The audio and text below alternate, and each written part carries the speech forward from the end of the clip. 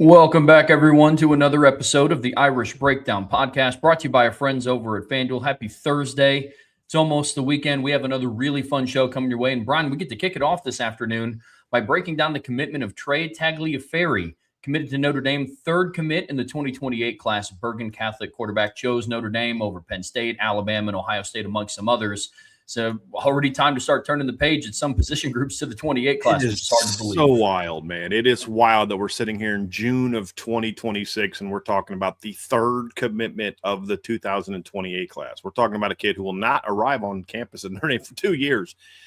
And but that's the world that we're in now, Trev. It is wild, but yeah, Notre Dame has been able to pick up a quarterback here that one of 4 quarterbacks they offered in the 28 class, a high school that we're obviously all familiar with. Second time that they've landed a quarterback from this class here in the last 6 years. If you remember, Trev, in the 2022 class, they signed a quarterback from Bergen Catholic by the name of Steve Angeli.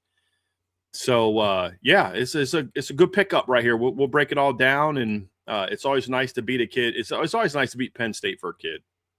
You know, their fans just kind of deserve to just constantly get smacked in the face. So this is another one, which I got to say I rather enjoy.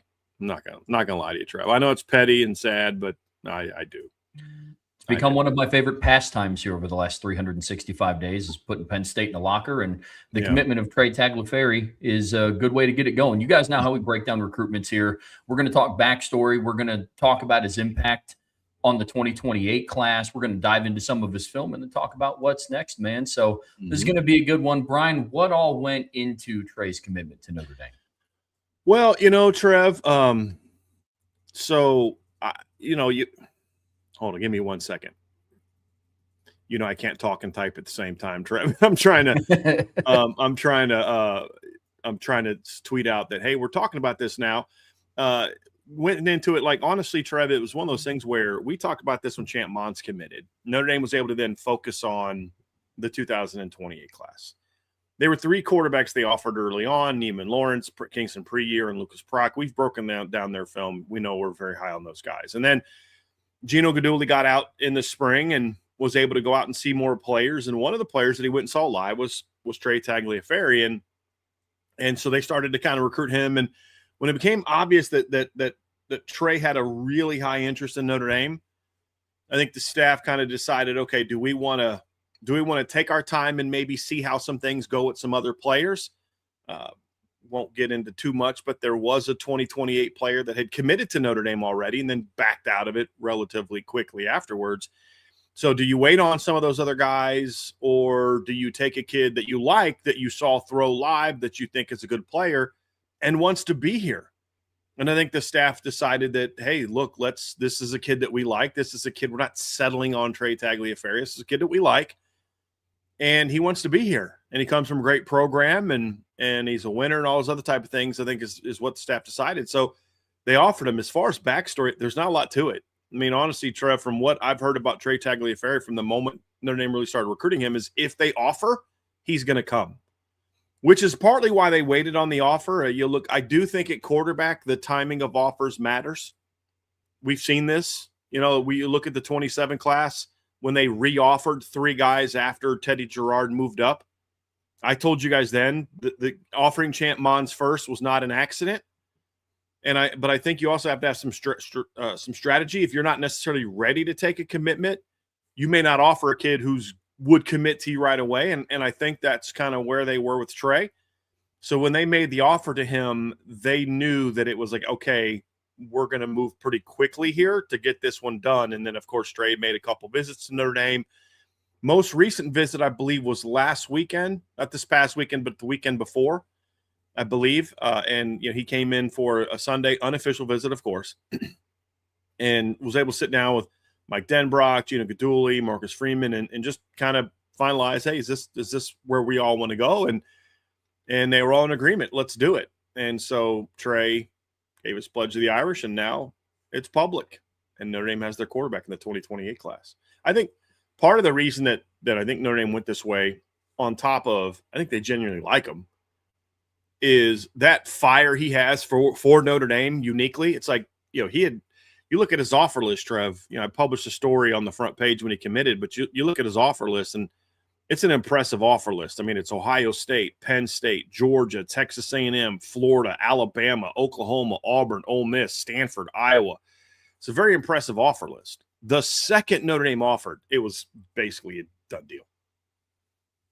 I think there was a desire to have a kid like that in this class in 2028 as the first player in the class to commit to Notre Dame. I think there was I think that added a little something to their desire to get Trey Tagliaferri. And as I said, once they offered, it was a when, not if conversation. And now we know the when. The public when, anyway, is now June 25th, and Notre Dame has a quarterback. Interesting note, Trevor, first time since the 24 class that Notre Dame's first offensive commit is a quarterback. I don't know what's crazier, the fact that it's the first time since 2024, or there's 4 years in between the 2024 and 2028 class. I think both of those are. Because that's CJ Carr's class, and he was just a redshirt freshman. Oh, it's just so crazy. Absolutely crazy. But no, it's a good way to get the offensive class started, man. I mean, we obviously know what the 2024 class turned out to be when you had a driver like CJ Carr being the first offensive commit. Hopefully, Trey Tagliaferri can replicate some of the same successes CJ Carr had as a leader of that class, and be very interested to see how that all pans out. Brian, let's talk about Trey Tagliaferri's impact on the 2028 class. Like we already talked about, he's the third overall commit. He joins Andre Jones, the younger brother of Julius Jones Jr., and also joins Owen Davies, a kicker from that class. Trey's the first offensive commit in the 2028 class. And like we said, he's from Bergen Catholic, New Jersey. Notre Dame's also setting up a strong pipeline out east, getting a lot of high-profile players from Pennsylvania and New Jersey, man. I got to say, I want to go there first, Trev, if you don't mind, and then we'll dive in more into the class impact. I love the fact that Notre Dame is clearly making a concerted effort to get into that Jersey Catholic League. It's been a bit of a, like, why have you not done it more? And when you look at the kids they've gotten out of that area, Audric Estime very recently, the Adamiola twins, Brandon Wimbush. I mean, there's a long list of guys from that northern Jersey area that have been successful. You look at obviously getting Quincy Porter in out of the transfer portal. Then, of course, the success they had with Jackson Vaughn and Aiden O'Neill and Ole Olababola, and now in 28 class, you're kicking your class off with that. There's certain areas that I feel should be really big for Notre Dame. And I think that's one. We've talked about St. Louis as a place that they need to go into. Somebody mentioned Howard Cross. I mean, Don Schuler was not from that league. Don Schuler is from a public school in Irvington. So I'm not talking about just New Jersey, period. That's a given. I'm talking specifically about the Catholic League, which Don was not part of. But it's an area that is clearly very pro Notre Dame. We've seen that over the years. Another transfer, RJ Oben, I believe, was from that area as well. So, like, they've been able to have success there when they go there. But it was inconsistent them going there. And it's clear now from what they're doing that hitting that league is important. Like, they've gotten the occasional public school kid from Jersey. A Don Schuler, or somebody in the chat mentioned, would be one. And that's fine, but specifically, like, annually, you need to hit that league and try to get good players in that league. And look, there were guys in the 26 class they tried to get. They just didn't have success doing so. So this staff isn't just now hitting that league.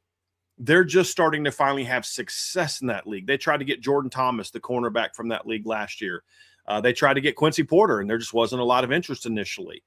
So what you're seeing is, as Notre Dame becomes a bit more of a recruiting juggernaut, they're going into places that they've been trying to get into, and now they're having success through the portal, and then, of course, high school recruiting. And I think that's a big part of it. And look, I don't think the fact that we're looking at it and seeing Notre Dame have success with some of these Jersey kids isn't part of the equation either. That's where I think a Don can have an impact, and some of the guys. And you would go back to Elijah Shoemate back on the 2012 team. So this is an area that's been kind to Notre Dame in the past that they're trying to get back into now. And Ohio State recruits this area hard. Michigan, Penn State, Bama's had a lot of had success coming up into this region as well. I think this is an area where Notre Dame is going to have to continue to be strong, because these aren't just like solid football players. Quincy Porter was a 5-star recruit. Jackson Vaughn is a top 100 recruit, and 5-star upside. Olubabola's a 5-star recruit. Aiden O'Neal's a top 100 recruit. Phoenix Evans, who was from this league, transferred to IMG, but he's a Northern Jersey kid, top 100 recruit.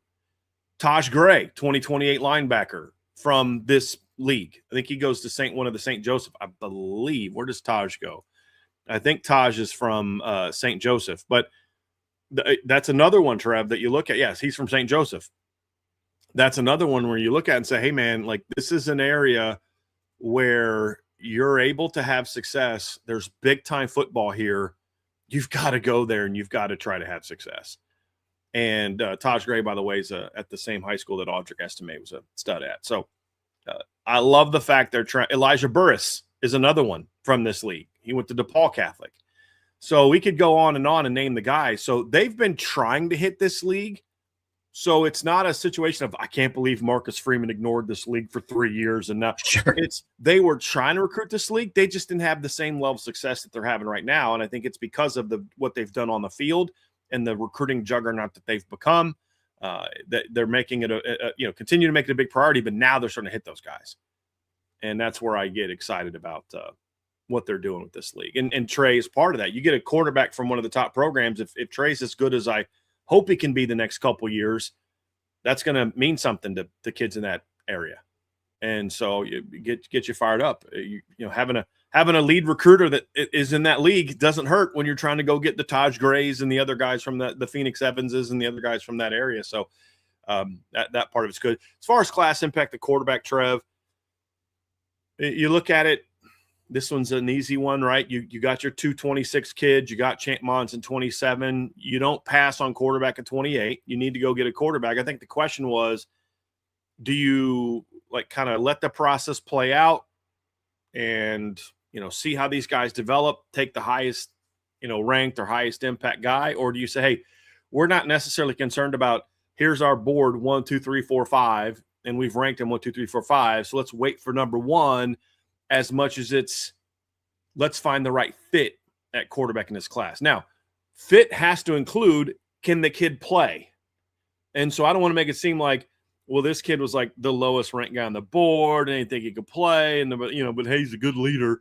That's not what I'm saying. What I'm saying is it wasn't just about let's get the most physically gifted player in the class.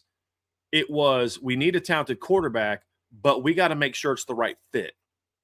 And that was from talking to different folks. I think that is really what the focus was here is we got a kid that can play, but we really wanted to get a kid that we felt could be a leader of that 28 class that fits Notre Dame, that understands, hey, with Teddy Gerard and Noah Grubbs and Champ Mons in front of me, my time may not come for a while, but I still want to be at Notre Dame. I want to be a leader, and I'm willing to put in the work and battle and compete.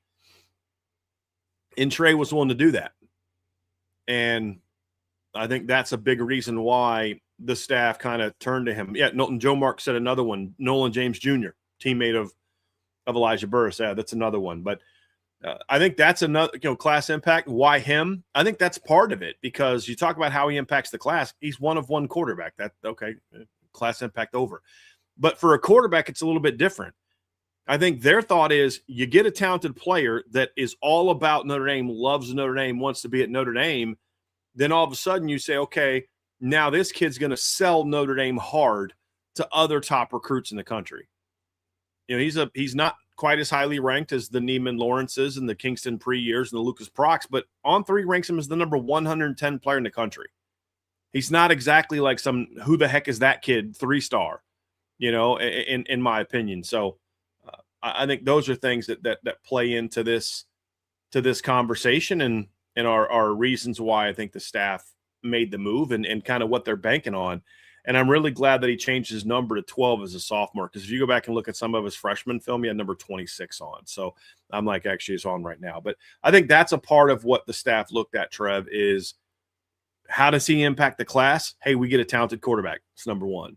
We get a leader of the class. Number 2, we get a kid that we're expecting to kind of be a salesman, so to speak, for what we're trying to build here at Notre Dame. I think the third piece to that, being a fit in the class, wanting to come to Notre Dame over what was a very impressive offer list, is such a big key to Trey Tagliaferri's commitment. we've seen the same old song and dance before where they take a really highly touted recruit early on in the process and it kind of doesn't pan out the way that Notre Dame would have hoped that it would have. We've seen other schools go through that. First and foremost, they needed somebody that if they get inserted into a game can lead the offense and go win games. And that is absolutely what he presents. But when you take a quarterback 2 years prior to them arriving on campus, you need to make sure that the fit is going to be one of the most important pieces of that. And I think Notre Dame did a good job of that with this one. I'm with you completely, man. Look, there's no such thing as a sure thing in recruiting. There's no such thing. Right. But the odds of this kid decommitting are a lot lower than if you were talking about some of the highly ranked kids. You know, if Teddy Gerard or Champ Mons earns the starting quarterback job pretty early on, it's going to be like, okay, do I really want to go to Notre Dame and sit for 2-3 years? And I think Trey, I was told there was honest conversations about the depth chart and that they expect him to come compete like they do all players, but he also knows what's in front of him and still wanted to be here. And I'm a big fan of that. Big fan of that because he's not shy. It tells me he's also not like Trey Tagliaferri is not going to come to their name like, all right, I'm going to sit for 4 years and have a good time and get a degree. Like he's going to compete. And I like the fact that, yes, he's aware of the depth chart and he's going to come battle anyway. I want to make sure that I'm very clear. Like we're not saying this kid's going to come to Notre Dame and be totally fine riding the bench for 4 years.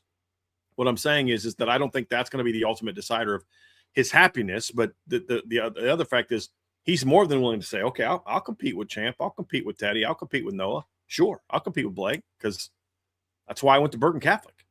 I didn't go to Bergen Catholic so I could, get an easy ride. Right. You'd go somewhere else. You don't go to Bergen Catholic.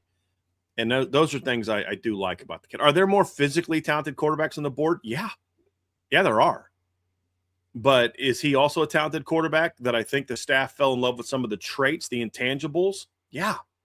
Like, Trev, we're going to watch this film. He does not have the arm talent that Neiman Lawrence and Kingston Preer have. I'm not going to try to spin that to y'all. I'm not going to be like, hey, I know I love these guys, but I hadn't seen Trey's film yet. And I'm not going to do that. You're going to see it. You guys have eyes. And I hope that you've watched enough film on our show that you kind of get a sense. But what you're also going to see is this is still a talented football player. Yeah. But at quarterback, the intangibles matter so much. I think that's what the Notre Dame staff fell in love with, on top of the fact that he can spin it pretty good. But the other thing, too, is I think they're kind of banking on some physical talent being tapped into. This kid is like the polar opposite of Champ Mons. Champ Mons looks like a college junior as a sophomore in high school. I mean, we saw him this spring, Trev. Champ was the most physically impressive quarterback on the field, and I mean like build, when he was visiting Notre Dame. He's physically more impressive than Blake Hebert, CJ Carr, Noah Grubbs. You know what I mean? Like, he is a well-built, put-together young man. This kid looks like a 14-year-old. And I don't say that to insult him. What I mean is, like, there's the physical development that's going to come with Trey as well, and I think the staff is banking on that a little bit. Without a doubt. I'm ready to dive into his film so people can see what we're talking about, man. There's some good stuff on there with you completely. Yeah, first thing you're going to see as you dive into the film, Trev, is first of all, let's give some statistics real fast. I just want to put this into context. So last year, Trey passed for – this is a run-heavy offense. He passed last season for 2,238 yards, 30 touchdowns, and 3 picks, which is super impressive. To put that into context of how impressive that is, consider that Steve Angeli, in his senior season, in a full season, state championship season, passed for 1,709 yards and had 15 touchdowns and 2 picks. So Trey's over 500 more yards than Steve and twice the touchdown passes that Steve had and played 1 fewer game. So I just want to put that kind of a little bit into context. As a sophomore. First-year starter as well in that league. So let's dive into the film. First thing you're going to see, Trev, is he throws a really nice deep ball. And one of the things that I care about is I don't like deep balls that float. So is this ball underthrown? Yes, it is. It's a little underthrown, but a couple things. Number one, this is a 45. So he back foot's about on the 40, his own 40, right? He's straddling the 40, and the ball gets caught at around the 16-yard line. That's a 45-yard throw in the air from the far high school hash for a 180-pound sophomore in high school. But the ball gets up and down pretty quickly, Trev. And you see this next throw, this corner route right here. He throws a corner route as good as anybody I've seen since TJ. Like, he throws a beautiful corner route. And you see this on several throws. Like, look how quickly the ball gets up and down, Trev. Real fast release. You see that quickness. Look, he zips it through the throwing zone, right? You watch the legs, Trev, too. He does a really nice job of using his lower body. See that weight transfer, how he's not getting to the front foot too quickly. There's that clean transition. You know, I've talked about Teddy Gerard gets to that front foot a little too quickly. This kid, look at him, just zip that ball out there. Look how quickly it gets up and down, though.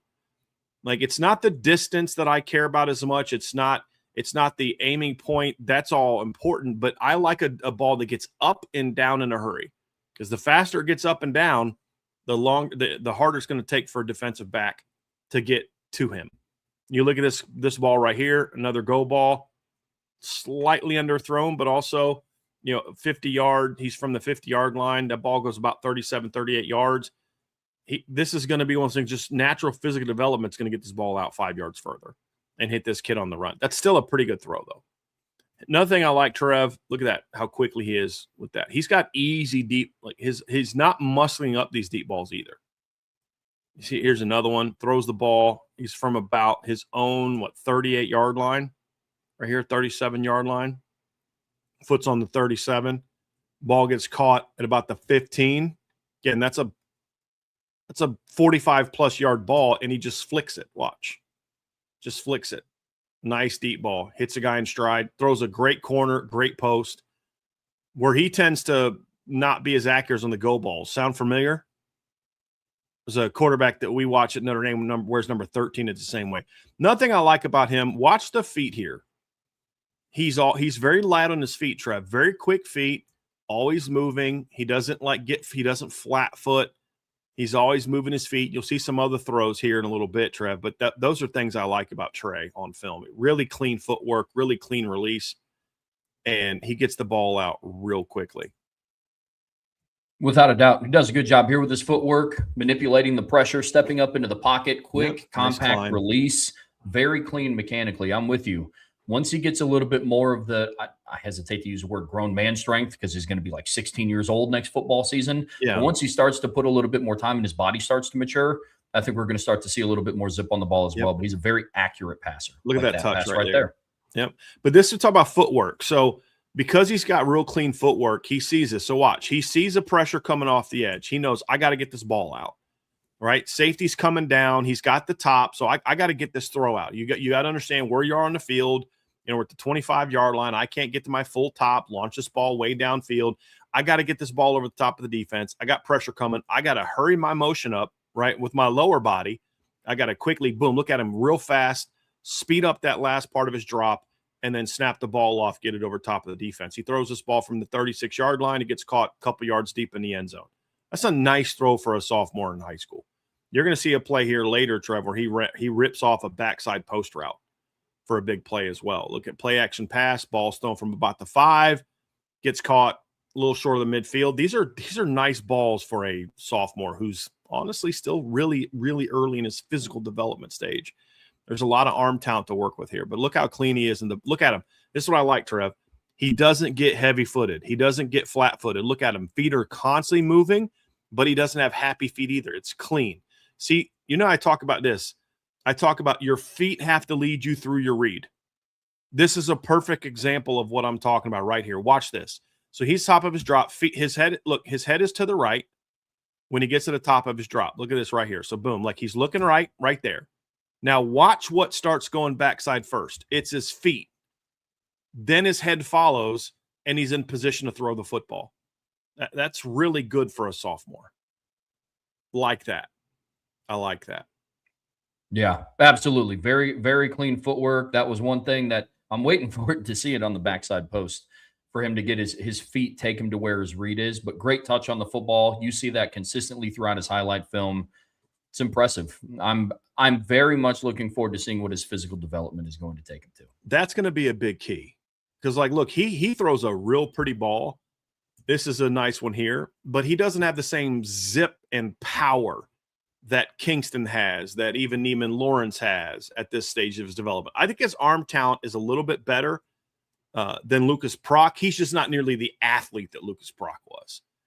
But as he fills out physically is when I think you're going to start to see some of that zip start to catch up. And it's similar to CJ Carr in that regard. CJ was that way. If you look at CJ as a sophomore, it was like you could see the potential there, but he had to get physically stronger. And he has a little bit of that to him as well. It's really nice ball placement. He's a very accurate quarterback. There's no doubt about that. And he has a fast release, but it's not a rushed release, which is something that we've critiqued Blake Hebert over, where sometimes Blake gets too fast going through the throwing motion. His arm speed is natural. It's repeatable, and it doesn't get rushed. And you can see it even on game film. There's some game film out there, Trev. Same thing. Now, he's got sophomore issues that you're going to see. And, he processes well for a sophomore. Processes well, makes good decisions for a sophomore. Those type of things, and he'll continue to get better there. But you like what you see from him so far. I love how aggressive he is throwing the ball, man. This is from the 41-yard line. Just hits that guy on a post route in stride. Really, really good stuff. Gets his eyes downfield, like the touch. There's a lot to like here. Did I miss the throw where he bangs the backside post on a I don't think so. I think it was an away game, I believe. Great ball placement. What a catch. Yeah. He understands ball placement very well. I think at times he'll miss, I think timing is still with the receivers is still something he needs to work on and arm strength. A couple times he'll have some balls that kind of hang up a little bit, or he'll rush some throws. Typical sophomore stuff, but overall I really like what you see from him. Yeah, when he makes the decision to go, he'll play in his back foot and snap off the throw. I mean, it's impressive to be doing that as a sophomore in high school. Yeah. Yep. Keeps his eyes downfield well. Gets this ball out. It's good stuff. Was this against? Yeah, this is against Aiden O'Neill's high school. So you think of the kind of competition he faces. He knows what considering he goes against Jackson Vaughn in practice and played against Aiden O'Neill, he has a pretty good idea of what a good pass rush looks like. He's got some mental toughness, right? You see him attack the middle of the field a lot. This is a tough ball right here. You got the linebacker dropping. I'd like to think he sees the kid, which is why the ball gets high. You'd like to see her, so you don't really know for sure. But look at him fit that ball in between three guys and over a top of another one. That is not an easy throw at all. I think that's against the Hun School. I think one of you Jersey folks can correct me. That looks like the Hun School uniforms, but I could be incorrect on that. Zipping it up to steam again. Go ahead, Trey. Right, tough kid, hangs in the pocket. Doesn't panic. There's another play, pressure in his face. That's a nice ball right there, yeah. But look, this is another one where he's got to kind of speed up the footwork a little bit, get out of your drop a little quicker and get that ball out because your guy's coming open and you got pressure. He has a good sense of that for a kid his age, Trev. And you like that. You definitely like that. I love how, look at his feet. He just never gets them. They're never heavy, but they're not rushed. He's always just he's got real smooth pocket presence. He's an average athlete, Trev. I mean, he's, I think, negative for this is a heck of a ball. He's got negative yards rushing for his career so far. He's not going to hurt you with his legs as far as like ripping you up like Ian Book did as a scrambler. I just don't see that from him. Great timing and ball. But he's a lot like CJ Carr in that, no, he's not going to kill you as a runner, but he shows good pocket presence and uses his feet well in the pocket, which allows him to buy time. You saw him climb the pocket earlier, knows when to speed up his mechanics, knows when to, maybe delay him a little bit to let routes develop. He's a very well-coached young man. Like, there's no doubt about that. He has some of the best mechanics you're going to see at quarterback in this class. Really clean mechanics. This is a nice ball right here. I think his style of play, though, backs up what we've been talking about in a Mike Denbrock offense for a really long time. He doesn't need a mobile quarterback or a dual threat quarterback to be successful. I think Trey Tagliaferri fits what Mike Denbrock wants to be doing with his offense here down the road. It's gonna be hard to see on this clip. and I had to look at it. But this is an example I'm talking about. If you watch this, see if you can see it. It's going to be hard for you guys to see. But he's reading. This is a 2x2 alignment. He's reading the right side first and doesn't like what he sees, and then comes back to the back side. I think that's a dig route right here. No, it's an over route. But watch this. So he's reading the play side, doesn't like it. So what you're running here, you're running smash. Okay, so you've got they buzz the flats. Okay, so he doesn't like that. Takes the flats away. Doesn't feel great about the corner route because you have that corner sinking. So when he's reading that, the corner's still sinking, and the flat defender's buzzing the flat. So I don't think in the safety's coming over top. I don't think he loved that smash read. Okay, now we could debate, okay, maybe he could have done this or that, but I like this. The corner's still pedaling. And once the cornerback kind of stops and comes up, oh, now it looks like he's open. But for him, he's got to kind of see that, okay, that corner's pedaling. I don't have it. But if that safety is coming off the hash and we've got an over route coming, then guess what's going to make it hard for that safety to defend?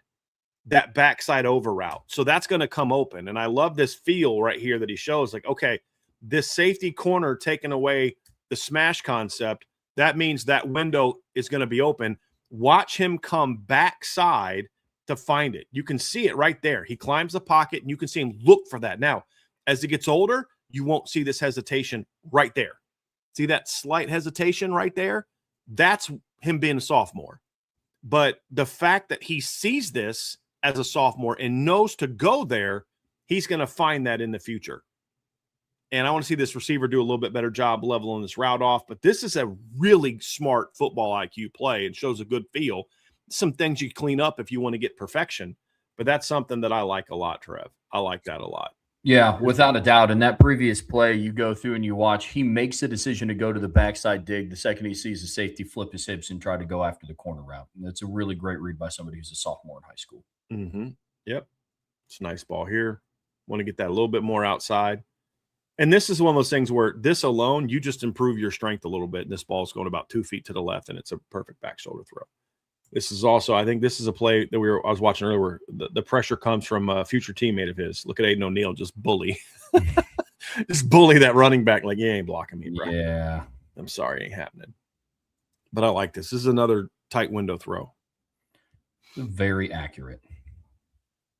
He's a very accurate passer. Yeah. Somebody asked Drew Pine no, he's already bigger than Drew Pine. He's already taller than Drew Pine. He's already got a better arm than Drew Pine. Smart like Drew Pine, but I think he's an even better decision maker than Drew was at the same age. Problem is, Drew was a really good sophomore. He just never got any bigger and stronger. The good news for Trey's he's already bigger. Look at that. Look at that timing. As soon as he clears, the flat defender clears, he's throwing that behind it. He sees it. Boom. It's a nice job. Puts it in an open window. Smart kid.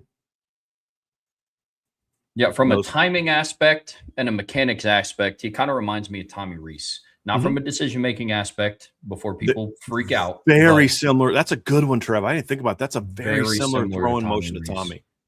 Yeah. Yeah, I mean, people are just going to take that and all max start thinking, what they're going to think. But, we're talking mechanics here. Yeah. Yeah. He's just got better arm talent than Tommy had, especially at the same age. See, this is what I'm talking about. Look at him. He speeds everything up right here. He's already got a quick arm, but now he's got, okay, I got to get out of this quickly. I see this guy coming open. Let me hit that window right now.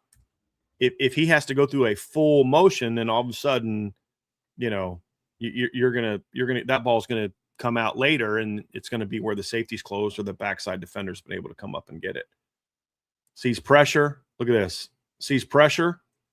Okay, so they're bringing a blitz here. He sees that linebacker freeze. He knows I got the one-on-one to the boundary. Let me throw hot. Boom. Let me get it out. It's a good read. Stealing. You see CJ Carr make those kind of reads. Not meaning like, oh, he's as good as CJ Carr. I'm making the point that that's something you're going to want him to do in the Notre Dame offense. Aiden O'Neal just once again getting in his face. That kid's going to be I can't wait to be Aiden O'Neal's teammate. I'm sick of that guy freaking hitting me. Aiden O'Neal hitting him again. Aiden O'Neal beat that kid up in this game, boy. But he battled. Stayed and battled. Yeah, that's one of those mental toughness you were talking about, standing in there taking a hit. He'll take a hit, boy. There's no doubt about that. Want to have him lead him a little bit more than that, here. That's one of the things that when he gets older, he'll learn to snap that off a little bit quicker. because it was not like that. crazy late, but yes, definitely more to this. But this is a different type of route. This is an inside solo route. Here, he's letting the guy clear, and that's a different type of read. Well, I was more referring to the quickness with which you got the ball out. It's a nice little RPO read there. Looks like. Actually, no, that's not RPO. That's just play action. Good sell, though. He's got good play action mechanics, Trev. Yeah. Sells the run, gets his eyes downfield, hides the ball well. He's a solid kid. He's a real solid kid.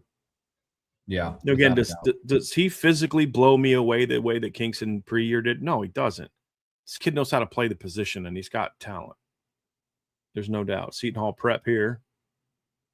Nice ball there. So he's got good zip, but as he gets older, you'll see some of these throws get just a little bit more fire between him. And again, I've talked to some people that have seen him this spring that rave about his arm, and I'm like, I don't see it yet because I'm going off sophomore film. For all I know, he's already started that physical development, and that's why some people are starting to kind of really fall in love with him this spring, is that power we're talking about wanting to see from him as he matures could already be happening.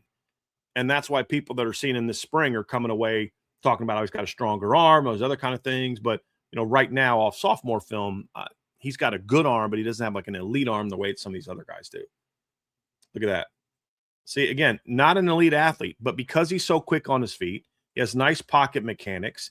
He's able to see that, recognize it, step it up, show some toughness, keep his eyes downfield, get the ball out, and go make a play. Don't know that I would advise that throw, but that's part of the learning process. It worked in high school. That's getting picked off by somebody in the Notre Dame defense, but he's not playing the Notre Dame defense right now. He's a sophomore in high school. I feel so bad for these tackles from Bergen Catholic. Aiden O'Neal's just bullying in this game. Aiden O'Neal's putting in work right now. He's just bullying these poor kids. Goodness. Trey probably still wakes up kind of like, oh, Aiden O'Neal, I hate that guy. Just gets a little twitchy. Yeah. They met on the visit, and he was like, oh, Yeah. I'm kidding.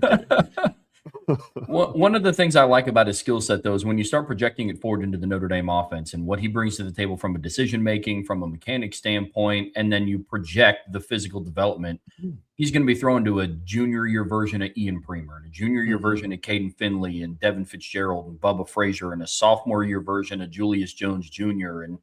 And when you start putting those pieces together, you see where it fits. When I look at recruits like this, I don't compare him to other guys like Kingston Prier or Neiman Lawrence. I project forward what he's going to look like in Notre Dame's offense. And that's what gets you excited about this kid. I think guys like him, guys like Noah Grubbs, guys like CJ Carr should kind of answer some of our questions about there's people that believe that Mike Denbrock prefers dual threat quarterbacks. And my response is Mike Denbrock prefers dual threat quarterbacks like everyone does. Everyone would prefer a guy that is Jaden Daniels and Lamar Jackson, but there just aren't a lot of those guys, which is why they are who they are. And but the most important thing is this. This is the number one thing Mike Denbrock looks for. Can you make good decisions? Can you beat teams with your arm and your mind? And then if you can also do it with your legs, great.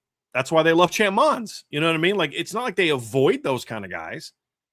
When they come along, they're going to go after them like they did with Champ, like they did with Kingston pre-year. But like, that's him athletically, Trev. Like, let's be honest. That's him. Like, he ain't doing this in college. He's going to, maybe step up and scramble and move the chains, but he's going to hurt you in the pocket. Now, that doesn't mean he can't move around and manipulate the pocket. It just means when he does so, he's doing it so he can throw.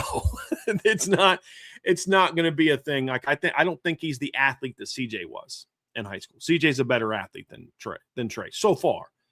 But that's not why Notre Dame recruited him. They recruited him to do this stuff. Get the ball out, manage the ball. He's more accurate than Steve was in high school. I think his arm talent is every bit as good as Steve's was as a senior, if not slightly better. I don't know what it is about Bergen Catholic quarterbacks that they throw pretty deep balls. Because the one thing I always loved about Steve is Steve threw a pretty deep ball. And Trey throws a pretty deep ball. So whoever the quarterback coaches is at Bergen Catholic teaching these guys to to throw pretty deep balls, man. It's definitely working. Just like real promise. That's the best thing Steve Angeli does is hit that. Like, remember that slot fade he hit against Purdue 2 years ago, and he throws a really pretty deep ball. Like, you can see that, like, that's not projecting well to the next level. He's not going to do that. Right. Like, that's the thing. It's like, it's throw it away, bro. That's what you need to do. But that, again, that's not why you're recruiting them. 100%. Yeah. Yeah. It's like, buddy, that's not a highlight. I know that you think it is, but that's not a highlight. Yeah. He was feeling extra fast that day. Brian. Yeah. Yeah. And then he's like, that looked like Tommy. You're talking about Tommy Reese. That also compares to Tommy Reese. That looks like that play that Tommy had against Stanford in 2011, where he's trying to run to the pylon and then nose tackle catches him from behind. Yeah. Yeah. Hey, man. Hey, athletes like that get my sympathy, brother. That's what I look like. The only running film that I have on any sort of highlight tape that I had, I was feeling extra fast that day. So yeah. No, I get it. I get it completely. While his film is running, Brian, did you want to talk about what's next for Notre Dame on the recruiting trail? Because we're kind of still in the early stages of the 2020 Yeah, we can do that. class. He's got a very long highlight film, but essentially, Trev, now you're turning to the 29 class. That's basically what you're doing, but at quarterback. But I think more so now, I think what's next is now, what are you going to build around him? I think that's the kind of the what's next. Now it's like, okay, sitting down with Trey saying, hey, listen, man, Champ Mons, and because like it's not just Trey, it's also Champ Mons. Hey, we need you guys talking to Jalen Addae. We need you guys talking to Bryson Wright. We need you guys talking to Owen Johnson. And I mean, Marshawn Thorne, who all the receivers on the board. We need you guys talking to them. We need you guys talking to, to Grant Bowen. We need you guys talking to Theo Schott. We need you guys talking to Trey Euler. We need you guys talking to these guys. That's really what the what's next is when it comes to a quarterback right now. Is at the position, okay, move on, 29. But I hope that they're not in any hurry for 29 quarterbacks. Like I know Miami got a quarterback commitment yesterday from the only 29 kid Notre Dame is offered. I don't care if Notre Dame doesn't offer another 29 quarterback for a while. Like, let the process play out. See how guys go through their sophomore years, and then you can do all this next winter. But the fact that you've got him committed so soon. The other thing too is what's next is I do think you can focus on 29, because I'd be shocked if Trey Tagliaferri wanted to talk about reclassifying. There'd be no need for that, unless something happened to Champ Mons, which I don't see happening. I think Champ loves it at Notre Dame, and Notre Dame absolutely loves Champ Mons. So that's the other good thing is you are going to have 2 more years of this kid to physically develop and lead the 28, 27, 28, or 28 and 29 recruiting classes. So I think that's the big thing for Trey when it comes to what's next is, okay, this is where you need to be. As Daily Comments said, CJ Cypher's reclassifying 28 mostly. I was kind of thinking that was going to be the case, so it would make sense. That's not happening with Trey. You're not going to have to worry about him moving up to the 27 class. Notre Dame's got their 27 quarterback, barring some unforeseen thing happening. So I think that the what's next is now you got a kid that's going to be in high school for 2 more years that can recruit for you. Whenever there's a big recruiting event, I bet you $20 that you're going to see Trey Tagliaferri on campus a lot on those days. You're going to see him on campus this fall. You're going to see him on campus next spring. You're going to see him on campus at the official visits next year. Maybe both. One weekend he's there unofficially. That's the kind of player that I think Notre Dame thinks they're getting in Trey Tagliaferri from a recruiting standpoint. It's not just him. The class impact is, okay, what can you bring in with you? That's one of the, on top of him being an elite talent, that's also something that we always praise CJ Carr for, is not only was he an elite talent, but CJ understood, okay, now you're on board, committed about the same time. CJ transferred or committed in June after his sophomore year, before his junior year. That's what Trey's doing. CJ became the biggest recruiter in that class. I mean, CJ was working the phones constantly, text message, DMs, phones on campus all the time. He was recruiting Kingston. He was recruiting everybody. He wasn't just recruiting Cam Williams and Micah Gilbert and Logan Saldate. He was recruiting everybody. And that's what the role that you're going to ask Trey to take in the 28 class, just like you're asking Champ to take that in the 27 and 28 class. So I think those things. So Champ's 27, 28, Trey is 28, 29. Your job is to lead.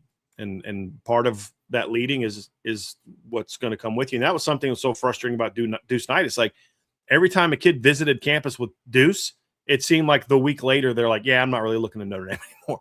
I'm like, what's going on here? You know, now you don't have to worry about that with Trey, in my opinion.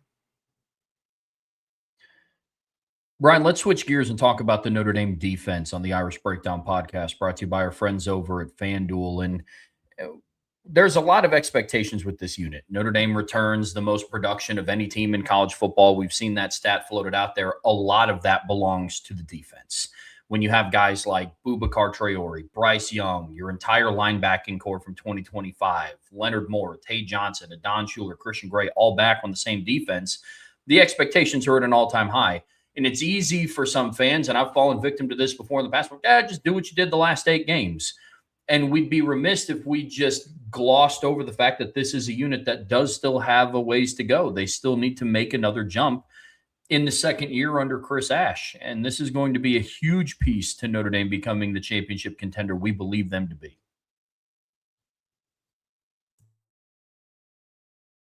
There's no question, Trev. I mean, when you look at Notre Dame on defense, the expectations are sky high, but those expectations are built around Notre Dame playing to its potential. I don't think anyone that Greg McElroy has this series that he's doing where he ranks the top 10 position groups in the country, and he just got done with the defense. And he had Notre Dame's linebackers number 1, Notre Dame's secondary number 2 and number 1, and he had their D-line ranked number 3. Like, this isn't just us. You know, there's going to be people who are going to beef with our rankings. This isn't just us that are doing these rankings and having Notre Dame where we have Notre Dame. You're seeing it nationally as well. And now, again, that doesn't mean that they're always right. I don't agree with everybody. I'm simply making the point that this isn't just us. And the point here is Greg McElroy doesn't rank Notre Dame 1, 1, and 3 in position groups because he thinks they're going to be exactly what they were last year. Because the number 1, number 3 position groups on defense don't give up, you know, a late game winning drive against Miami. They stop Miami on that drive. They don't give up 41 points to Texas A&M. They don't give up 30 points to Purdue. I don't know that they give up 24 points to USC. The expectation is better, get better. And there was a thread on the board recently, and this is kind of why we're taking this kind of Chris Ash versus Al Golden type of conversation, Trev. It's not so much to say, okay, who's better, who's worse, whatever. It's more so looking at from the standpoint of if you're going to be the team that people are expecting you to be this year, that improvement needs to happen. And we have an example of a defensive coordinator coming in, having some highs, having some lows, but then going out in year 2 and having a significant jump. And I'll just give you guys just some little bit of data here to kind of back this up. So in 2022, Notre Dame ranked 39th in scoring defense year 1 under Al Golden. In year 2, they jumped up to 7th. In year 1, they were 21st in yards per game, 34th in yards per play. In year 2, they jumped up to 5th and 5th. Rush defense, they ranked 37th in yards allowed, 23rd in yards per play, yards per attempt. Let me actually look this up because I don't think what I wrote down is actually accurate. So let me just look this up here real quick because I don't want to give you guys bad statistics. But so I wrote third. Okay, so that was 3.4. Okay, so they were so they went from yards per game 37th to 28th. They were about the same in yards per play. Passer rating, they went from 41st in 2022 to 1st in 2023. Third down defense, they went from 49th to 30th. Red zone touchdown defense, they went from dead last to 131st, and it's crazy that 2022 there was 7 fewer teams, actually 6 fewer teams. I think they were tied for last, I believe. 131st in the country to 3rd the next year. And then if you look at like the Fremeau efficiency index, and he evaluates teams based off their production and non-garbage minutes relative to competition, they were 33rd on defense in 2023. They jumped up to 5th in 2023. Or they were 33rd in 2022, jumped up to 5th in 2023. Those are giant strides in very important areas. And so, yeah, I expect Chris Ash to be better, but here's the reality. There's not 32 spots for him to go on scoring defense. Right. There's not necessarily 16 spots for him to go on total defense. Actually, there is in total defense. There's not. If he goes 9 spots on rush defense, they're number one. I mean, the point is like it should when you compare him to Chris Ash or Chris Ash to Al Golden, the thing we should compare is not the amount of growth that we saw. It's just that we need to see growth. We need to see that this unit is clearly better in year 2 than it was in year 1. And the reason I say it's not fair to Chris Ash to ask him to make the big strides, like if you ask Chris Ash to take, so Al Golden in his second year as a defensive coordinator took 7.1 points per game off of the average. Do I hope that Chris Ash can do that? Yeah, but that gets them down to 10.5 points per game. Yes, they need to improve. I think they can win a title and still give up more than 10.5 points per game. It'd be nice, but maybe you do that in the regular season based on who you're playing. But like, it's not so much that he needs to match the giant jump. And the reason for that is, Trevor, is the baseline that Chris Ash is working with is significantly higher to start because of what he's walking into. It's a different talent level. You're now in year 6 of the Marcus Freeman era when you consider Marcus Freeman being the defensive coordinator in 2021, as opposed to Al Golden walking in year 2 of trying to establish what he wanted to build. And so I think those are all reasons why. But the principle behind it needs to be the same, which is Al Golden improved Notre Dame in, I believe, every single statistical category except for like one thing here and one minor part of a thing there. But overall, they got significantly better in almost every category from one year to the next. And that's the expectation. And we're going to dive into kind of what we think that needs to look like, Trev. But that's the thing, is when we're having this conversation, it's not so much about saying, okay, this is the number that Al Golden improved by. I expect that from Chris Ash. I will say this, however. If we do see that, Notre Dame's winning a title in 2026 because of just how dominant they have been. So that's kind of where I'm at, Trev, with this is let's like break down, let's evaluate, let's look at the specific areas that we expect them to improve and say, hey, this is what it should look like. Because it won't look the same as what Al Golden did, but it needs to be similarly impactful. And that's more subjective, I would argue, Trev. So it's not so much compare he ranked here to here, statistically here to here. But the point is, year 2 under Al Golden looked so much better. He knew the players better. They knew him better. The talent level continued to rise. And so we saw that defense make big strides. That's what the focus should be on for Chris Ash in year 2. When we are looking at it, I mean, obviously he wants to do that, but when we're evaluating him, that's where the focus needs to be. Yeah, without a doubt, we can compare the areas of improvement, not the margins of improvement. I think that's, to your point, we can't look at, well, Al Golden is still better because he improved red zone touchdown scoring percentage by 100 spots. It's like, well, there's just not 100 spots for Chris Ash to go.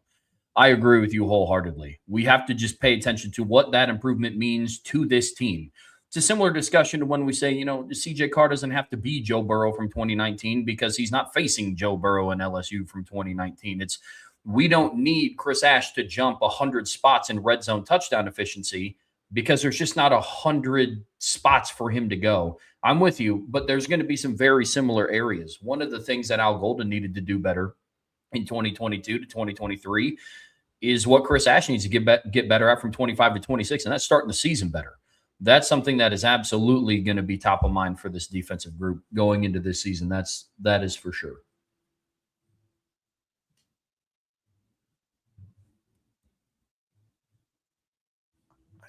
It's not going to be as impactful this year as it was last year because the schedule starts off a little bit easier. You don't have Miami in week 1 and then A&M in week 3, game 2. So you have a little bit more time to build and develop him or this defense. But my whole thing is with who you have coming back, it should look dominant like right away.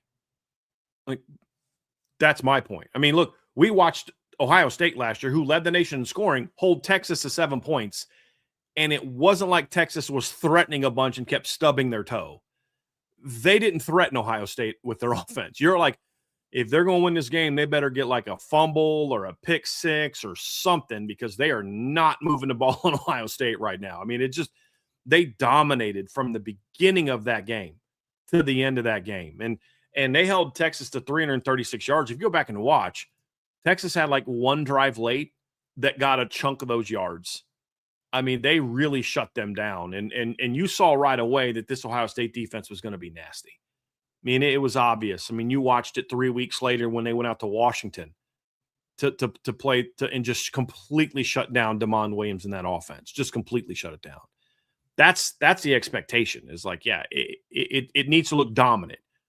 If you're giving up anything close to statistically in the first 3 games of what you gave up the last 3 games, he should literally lose his play calling duties when you consider they're playing. That's not what it's not going to happen. That's not going to happen. But as I've talked about in the past, Trev, you can be statistically successful and you're just beating up on an inferior opponent. It needs to look dominant. It needs to not just be dominant statistically just because your guys are better than their guys. It needs to look dominant. You know, shutting down, for example, Trev, when you look at what they did to Syracuse last year, that looked a whole lot different than, you know, what they did to Boise. Gave up 7 points both games. NC State, it looked different. They were very good against Boise State and NC State. They looked like they were on a different planet against Syracuse. And it wasn't just because of the talent. It's just they knew where to be by that point in time in the season. Same thing against Stanford. So I think that's kind of what we're talking about. That needs to look similar day one, game one. I think that's a big thing. And that kind of Daily Comments made a great point too, Trevor. And when you start talking about year 2, I want to bring this part 2 is when we are talking about a lot of these things, there's 2 ways to evaluate. And this needs to be said. And I appreciate the Miami fan making this comment. It's not end of season totals. We're going to talk a lot about that because that gives you a gauge. But you can't get here in these end of season totals if you're not playing better in the big games. Because we saw that last year where Notre Dame had dominant performances against inferior opponents defensively. And as we'll show here in a little bit, statistically, their defense did not look like a championship defense. But if you go look at it, Trev, from Boise State to Stanford, they only had one opponent go more than 312 yards of offense, and that was USC. And from after the Texas A&M game, nobody got even 400 yards. And only one team all year got to 400 yards. It's also about, yes, beat up the bad teams, but you've got to look better in those big games, which is Miami, SMU, BYU, teams like that as well. It's also part of it. But that's tied into what we're talking about is you're not going to be the team we're going to talk about big picture if you're dominating 9 opponents but struggling against the top 3. It's not going to look that way. So I think that's part of it. But let's get into more of the things of what does it look like? What will improvement look like for Notre Dame? Yeah, like we talked about, man, it's you have to have a better start to the season. What goes into that? Allowing fewer yards and fewer points. I mean, the performance against Texas A&M was bad by all accounts. And there's things that you can point to. Devontae Smith was hurt. You know, Carson Hobbs is in at nickel. Christian Gray's banged up. But with the level of talent that was on that defense, you can't allow the most points scored inside of Notre Dame Stadium by an opponent since Brian Van Gorder wasn't down. That cannot happen. And then to follow that up, you can't allow 23 points to be scored in the first half, again, on your own home turf to Purdue. Better start to the season, because I'm willing to sit and talk about, like, okay, you face 2 playoff teams, you get a weird bye week, and you know, one of the games I think was on Sunday with the Miami game. Then you have a bye, you're home against A&M, back-to-back playoff teams. What's the excuse for Purdue? Mm-hmm. That is not a football team that should be scoring 20. I don't care who is on the field. You're getting used to your guys. You know, you're battling through injuries. You start a true freshman. We're talking about a team that the year prior you beat 66-7. Mm-hmm. That's all encompassing. You need to allow fewer yards, fewer points. You do that by having a better start to the season. I'm with you. When you look at at this statistic, and it's easy to say, hey, allow fewer yards and fewer points. Well, duh. But it's not just like, okay, Captain Obvious over here. There's a reason why we're saying this. And let's look at the last 5 national champions, 21-20, so the post-COVID era. And then I'll get specific to the 12-team playoff era. The last 5 national champions have ranked first. This is so in each one of these, we're going to go Georgia, Michigan, Ohio State, Indiana. So we're going to go furthest away to most recent. The national championship teams in scoring defense have ranked first, fifth, first, and second. The most points allowed was 14.3 by Georgia in 2022. Everybody else was 12.9, which was Ohio State, or lower. Notre Dame, the runner-up in the 12-team playoff era, has also been a dominant defense. Miami this past year ranked 5th in scoring defense. Notre Dame in 2024 ranked 4th. So in the last 2 years, the teams that played for titles the last 2 years were ranked 1st, 2nd, 4th, and 5th in scoring defense. Well, what about 23 and 22? Washington and TCU had bad defenses. Exactly. Because they only had to win 1 game to get to the title game. That's it. And they played teams that were similar to them in some ways. To win 3 games or 2 games to then get to the championship, you're going to need to have a better defense than what we've seen in some of these years where a high-powered team could kind of get into the playoff and get the right matchup in round 1 and beat another team. Texas and Washington may not have advanced all the way as far as they did in 23 in a 12-team playoff. So I think it adds even more importance to it in a 12-team playoff, which is why you're seeing the number 1 and number 2 teams. All right, what about total yards? Do yards really matter all that much? Yeah, apparently they do. The last 5 national champions have ranked 2nd, 10th. By the way, Notre Dame in scoring defense last year ranked 10th at 17.6. So they were 10th. The 5 teams ahead of them were 1st, 5th, 1st, 2nd. Okay? Total defense. The last 5 national champions have ranked 2nd, 10th, 1st, and 4th. The most yards given up from a champion the last 5 years was 296.7. If you look at after that, the next highest is 267.9. Notre Dame this past year was 313.5. They ranked 22nd. Fewer yards, fewer points. Well, but Notre Dame's going to score a lot of points. Yeah, so did Georgia in 2022. That Indiana scored over 40 points a game this year. They scored quick. They still ranked 4th in total defense and 2nd in scoring defense. So Notre Dame this past year was 22nd, 313.5 points per game. Run defense so let's stick to the point total yards. So you can look at it all you want. You can spin it however you want. The fact is champions have great defenses. The last team that didn't have a top 5 or scoring defense and a top 10 total defense to win a title was Alabama in the COVID year, and then of course LSU did that in 2019. But I just want to remind people that Notre Dame won't need to do that if they have a generational offense. If they're scoring 48 to 49 points a game, including in the postseason, then sure, Notre Dame won't need to do that. If Notre Dame can go into the playoffs in this season and do what Alabama did in 2020, which is, toy with a team like Notre Dame, 31-14, and you could have scored 50 if you wanted to, and then you go into the title game against an undefeated Ohio State team, and you're able to hang a 50 spot on them, all right, cool. You can give up 20-some points a game. Good for you. But what are the odds that that's going to happen? You know what I mean, Trev? Like, you can score 52 points. If you can give up 24 points to Ohio State in the title game if you score 52. And the same thing is true for LSU in 2019. LSU didn't have a great defense in 2019, but they didn't need a great defense because they literally had a generational offense, that scored 48-plus points per game. And in the postseason, the SEC title game scored 37 points. Isn't that what they scored in the title game? I believe 37 points against Georgia to beat Georgia 37-10. I'm pulling the schedule up now. Yes, 37-10 to beat Georgia, beat Oklahoma 63-28, and then beat Clemson 42-25. You can give up 28, 25 points in the semifinals and championship game if you're going to average 50. Sure. But those are anomalies. Those aren't the standards. What we've seen the last 5 years, that's more of what we're like because 2018 Clemson was that way.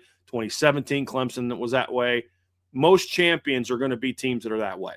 And that's why you look at it. So let's talk about what's next, Trev. I think the other one is, and this is one that I'm actually probably most confident will happen this year, and that's the run defense. And you can tell them why we're so confident that's going to happen. Because it's without a doubt. I mean, first and foremost, this is the one area that I'm confident in that immediately improved once Al Golden left and Chris Ash took over. It's not a shot at Al Golden. He's just gone on record to say that he did not care to be the number one rush defense in the country. And that is clearly an emphasis and philosophy from Chris Ash. I mean, we saw Notre Dame this past season have the number 11 ranked rush defense in the country in total yards allowed per game. They were the number 10 ranked defense against the rush and yards allowed per rush. And then they were also the number 4 ranked defense, tied with Indiana, the national champs, in rushing touchdowns allowed. Now, context is needed. Indiana played 16 games. Notre Dame played 12, which is what makes what Indiana did so impressive.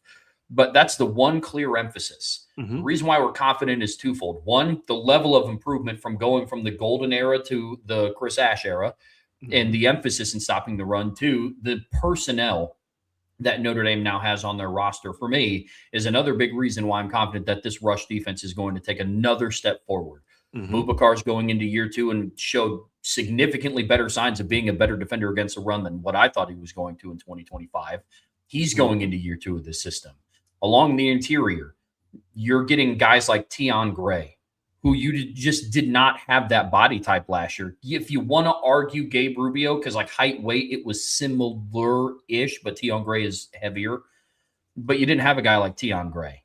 You add in a Francis Brew. Jason Onye comes back. Christopher Burgess gets kicked to the inside. You return all of your linebackers from last season going into year 2 of this system. A lot of reasons for optimism here. This is one of the areas that, going back to what Brian was talking about at the start, about how there's just not going to be this 30-spot level improvement.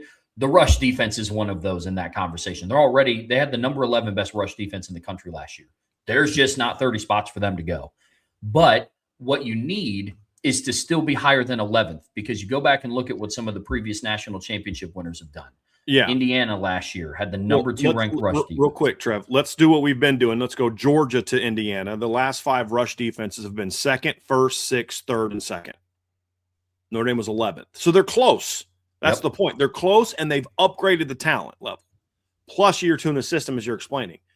Last year, the national runner-up Miami was 6th, gave up 89.3. Well, what was the key to them beating Notre Dame? They shut down Notre Dame's run game. Like, this isn't rocket science.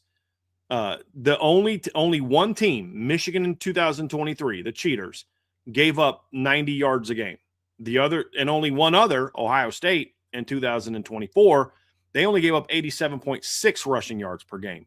The other 3, the 2 Georgia teams and then Indiana last year, held teams to below 79 yards per game. So this isn't us just coming up with arbitrary, hey, get to 90 or less. We're not just pulling that out of a hat.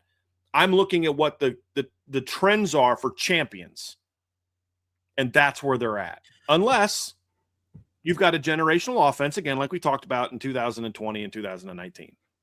And it's applicable for what we've seen Notre Dame go through in the postseason recently. It's not a coincidence that they were down at one point 31-7 against Ohio State, and they ended up rushing for over 200 yards. It's not a coincidence that the game against Penn State was so close, and Penn State ended up rushing for over 200 yards, and Nicholas Singleton had 3 touchdowns. Improving the rush defense was an area of emphasis for Marcus Freeman in the 25 offseason, and they did it. Mm-hmm. Like they improved drastically in that area. What we're stating is there is still a way to go. Let's look at it. You talk about they improved, Trev. Let's put some numbers to this improvement. If you look going from the beginning of the Marcus Freeman era, which to me, when we're talking defense, begins when he was the defensive coordinator, Notre Dame gave up 135.5 yards per game and 3.9 yards per carry. Al Golden's first year, 131.3 yards per game on the ground, 3.9 yards per carry. 23, they dropped down to the best of that era, the pre-Ash era, of 119 yards per game, 3.5 yards per carry. The last year of Al Golden, Notre Dame plays for the title, they give up 138.1 yards per game, 3.8 yards per carry. Year 1 of Chris Ash, for all the issues that we like to talk about with Chris Ash, 100.1 yards per game on the ground, 2.99 yards per attempt. The 2.99 yards per attempt is actually in the range that some of these other teams were. It's the yards that's got to go down. But you're talking about just chopping off 10 yards. He chopped off 38 from the year before he arrived. So between being in year 2 and then improving the talent at the position, I think that's where our optimism comes from, that I think they can. Because if they're at 90.7, well, freaking screw it. No chance of getting to the title now. You know, there's a range to get to. And statistically, it shows that that's where you need to be to have a championship defense. Without a doubt. And the one caveat that you have to put on Notre Dame's schedule, opposed to other teams in contention to being the top spot, is Notre Dame is going to play Navy every single year. You go back through and look at what they allowed last year, that will always play into factor of their total yards allowed over the course of the season. Even against, it needed to improve against Miami, but they still only allowed 3.5 yards a carry. That number has to get better. They allowed 4 yards a carry against Texas A&M. Some of that came on like the last couple drives. There's some scrambles that jumped that up. I think they actually did a pretty decent job shutting down the Texas A&M running backs, but that's part of the game though, Trev. So you better hope you don't get a mobile quarterback in the playoffs, you know, but there's definitely something to that where you've got to, that's part of rushing though. And you've got to do a better job of holding that down. I mean, Reuben Owens had 3 carries for 5 yards against Notre Dame. Le'Veon Moss had 81 yards rushing, but he needed 20 carries to get there, 4.1 yards. So, I mean, their 2 backs combined for 86 yards on 23 carries. That's a solid day's of work, but it could have been better. That's the thing. There were some gap issues, some tackling issues at times that I think led to that. One of the long scrambles by Marcel Reed was just your defensive end, Bryce Young, going inside and losing contain. And he just those are the things that you look to eliminate in year 2 that will right there. Just those things takes a few yards per game off. Then if you're actually even better from a physical standpoint, not just a mental standpoint. So it's a combination of both. It's players improving mentally and then the physical talent of your team improving as well. Those are the things that'll factor into it. But to your point, Trey, I'm like, it was good performance, but it can and must be even better. Yeah, absolutely. And like I was saying, you always have to factor in them playing Navy every year. So they're going to allow 200 rushing yards to Navy. That will be arguably 120 yards below their season average. Mm-hmm. But that's always a factor. Always will be. I mean, from Boise State to the end of the season, in terms of yards per carry allowed, Notre Dame allowed 2.94, 1.8, 2.3, 0.36 against Boston College. Boston College had 33 attempts for 12 yards. Sacks and tackles for a loss played a factor. That's still nuts. And then sandwiched in between those, because they ended the year against Pitt, Syracuse, and Stanford, where they allowed 2.8, 2.2, and 2.8, was 4.58 against Navy. Because they rushed the ball for 206 yards and they did it 45. They rushed 45 times for over 200 yards. That will always be a piece that we have to evaluate with Notre Dame. Well, and if you look at it, Trev, the non-Navy teams last year rushed for 90.5 yards per game. So again, they're closer. But here's the other caveat. You have to consider the fact that they also didn't play in the postseason. Right. Notre Dame finished ahead of Indiana last year in points per game. They passed Indiana because of the playoffs. Going into the playoffs, they were below Indiana. So, you know, when you look at what Notre Dame did against the ranked teams that they played, or especially the best ranked teams that they played, the Power 4 teams that they played, you know, again, they're getting there, but their average against Miami, Texas A&M, USC, and Pitt was exactly what their season-long average was. 100 yards a game. That's good. That's very good. It's borderline elite, but it's not elite yet. Sure. You can still do better. And that's the point, is like you're this is one of those things that I think Chris Ash, among all things, this is something he wants. We might disagree. Like, I think this is important, and Chris Ash may be like, I don't really care about that. And we can have that debate and we can have that conversation about whether he should or shouldn't, blah, blah, blah, blah, blah. But this is one that is absolutely dominant. And here's what we're talking about, Trev. Season average is one thing, but Indiana didn't just beat up on bad teams, and that's why they held teams to 70-something yards a game. They did that. But I just want to point out that in the 4 postseason games against Ohio State, I'm counting the Big Ten championship game, against Alabama, against Oregon, and against Miami, Florida, they gave up 71 rushing yards per game. If you take out the Alabama game, which is a little bit unfair, they obviously gave up more yards per game, but they were at 87. They were still below 90 against Ohio State, Miami, and Oregon. So it wasn't just they were beating up on bad teams. I'd like to remind everyone that they held Indiana last year, held Illinois to 2 yards.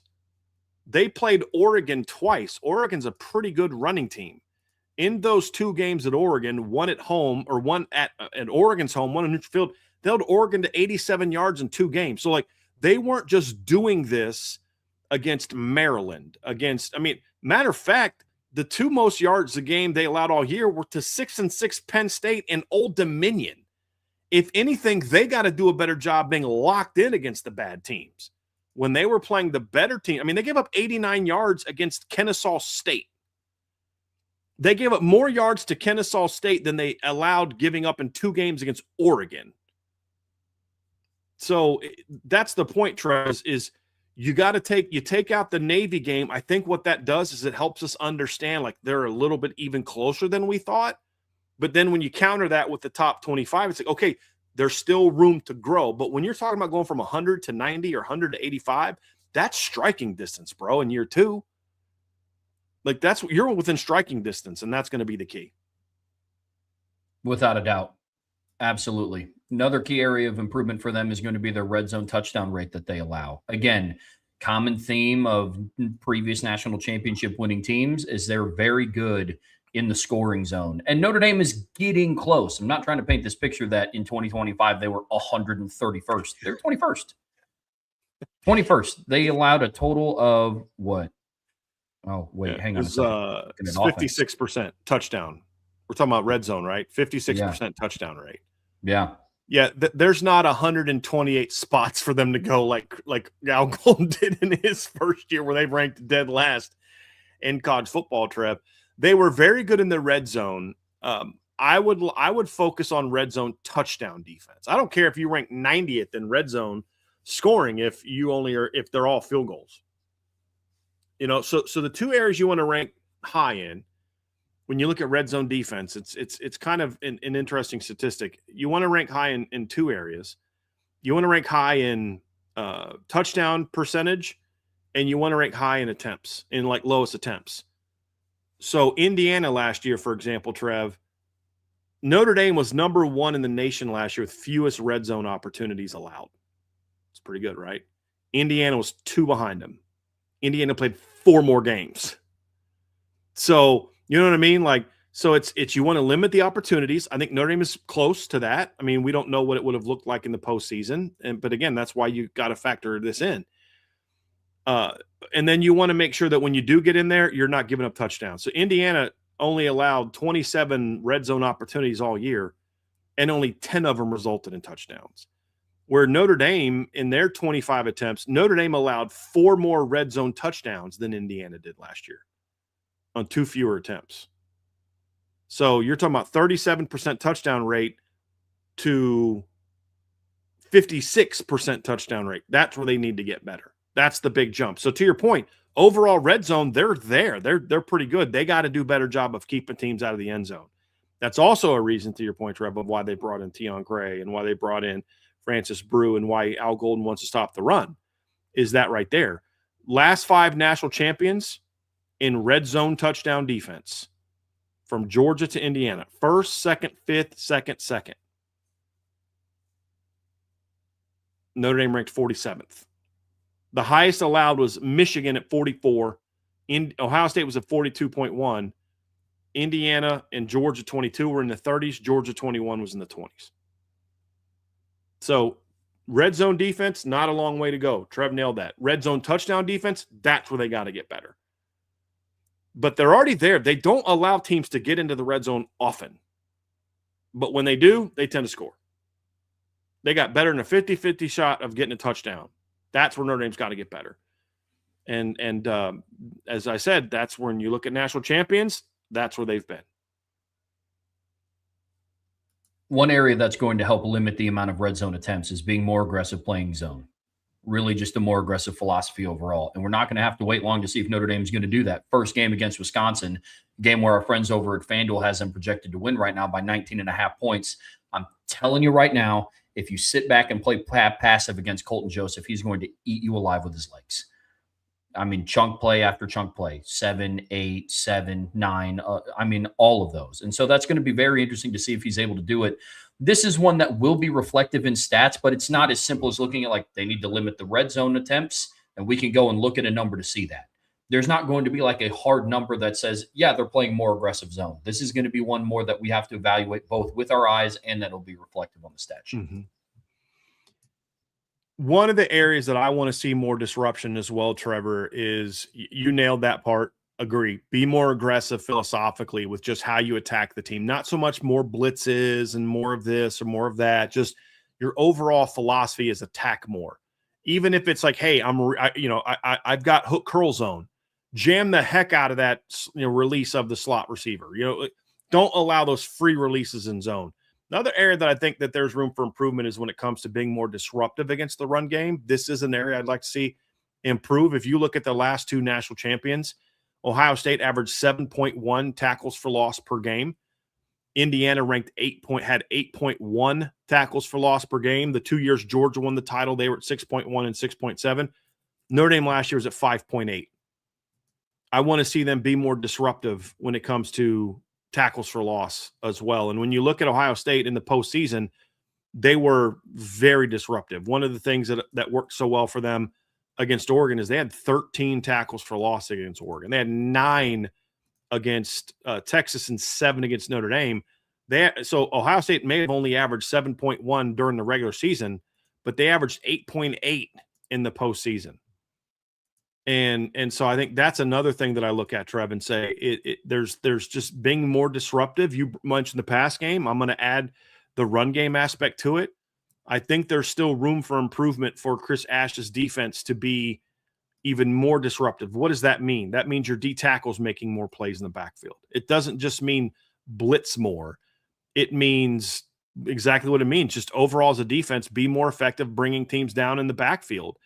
And that's something that I want to see more of. And I think if you're able to do a better job of block destruction at the defensive tackle position, do a better job of maintaining your lanes aggressively. So, my job as a defensive end may be, hey, I see a puller.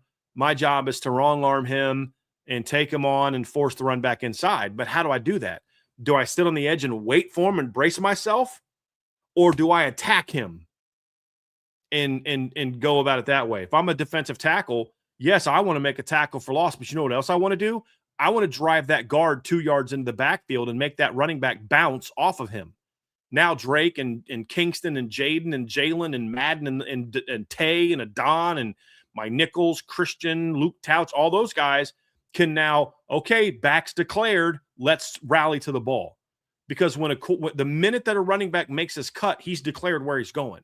The further behind the line of scrimmage you do that, the faster your defense can rally to the football. As long as he's able to stay on his track, you have to stay in your gap, and you have to have your gap integrity.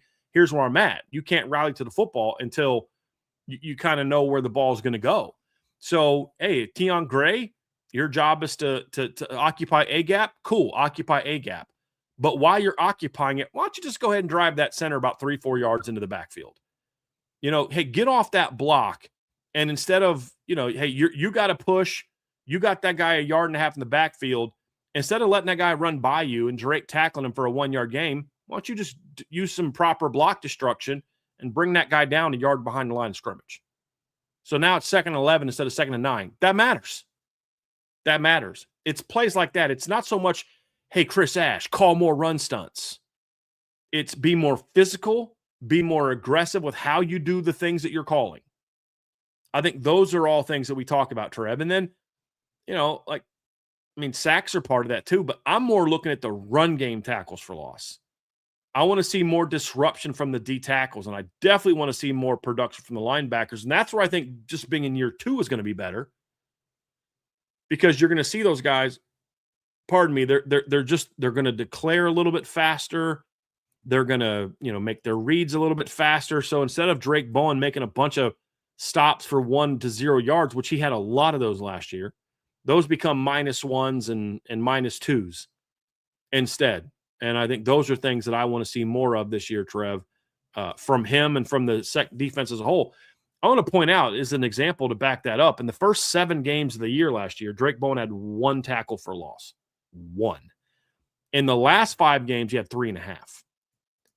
Now, that's not dominant by any stretch of the imagination, but that's improvement, and that gets him to 8.5 at the end of the regular season.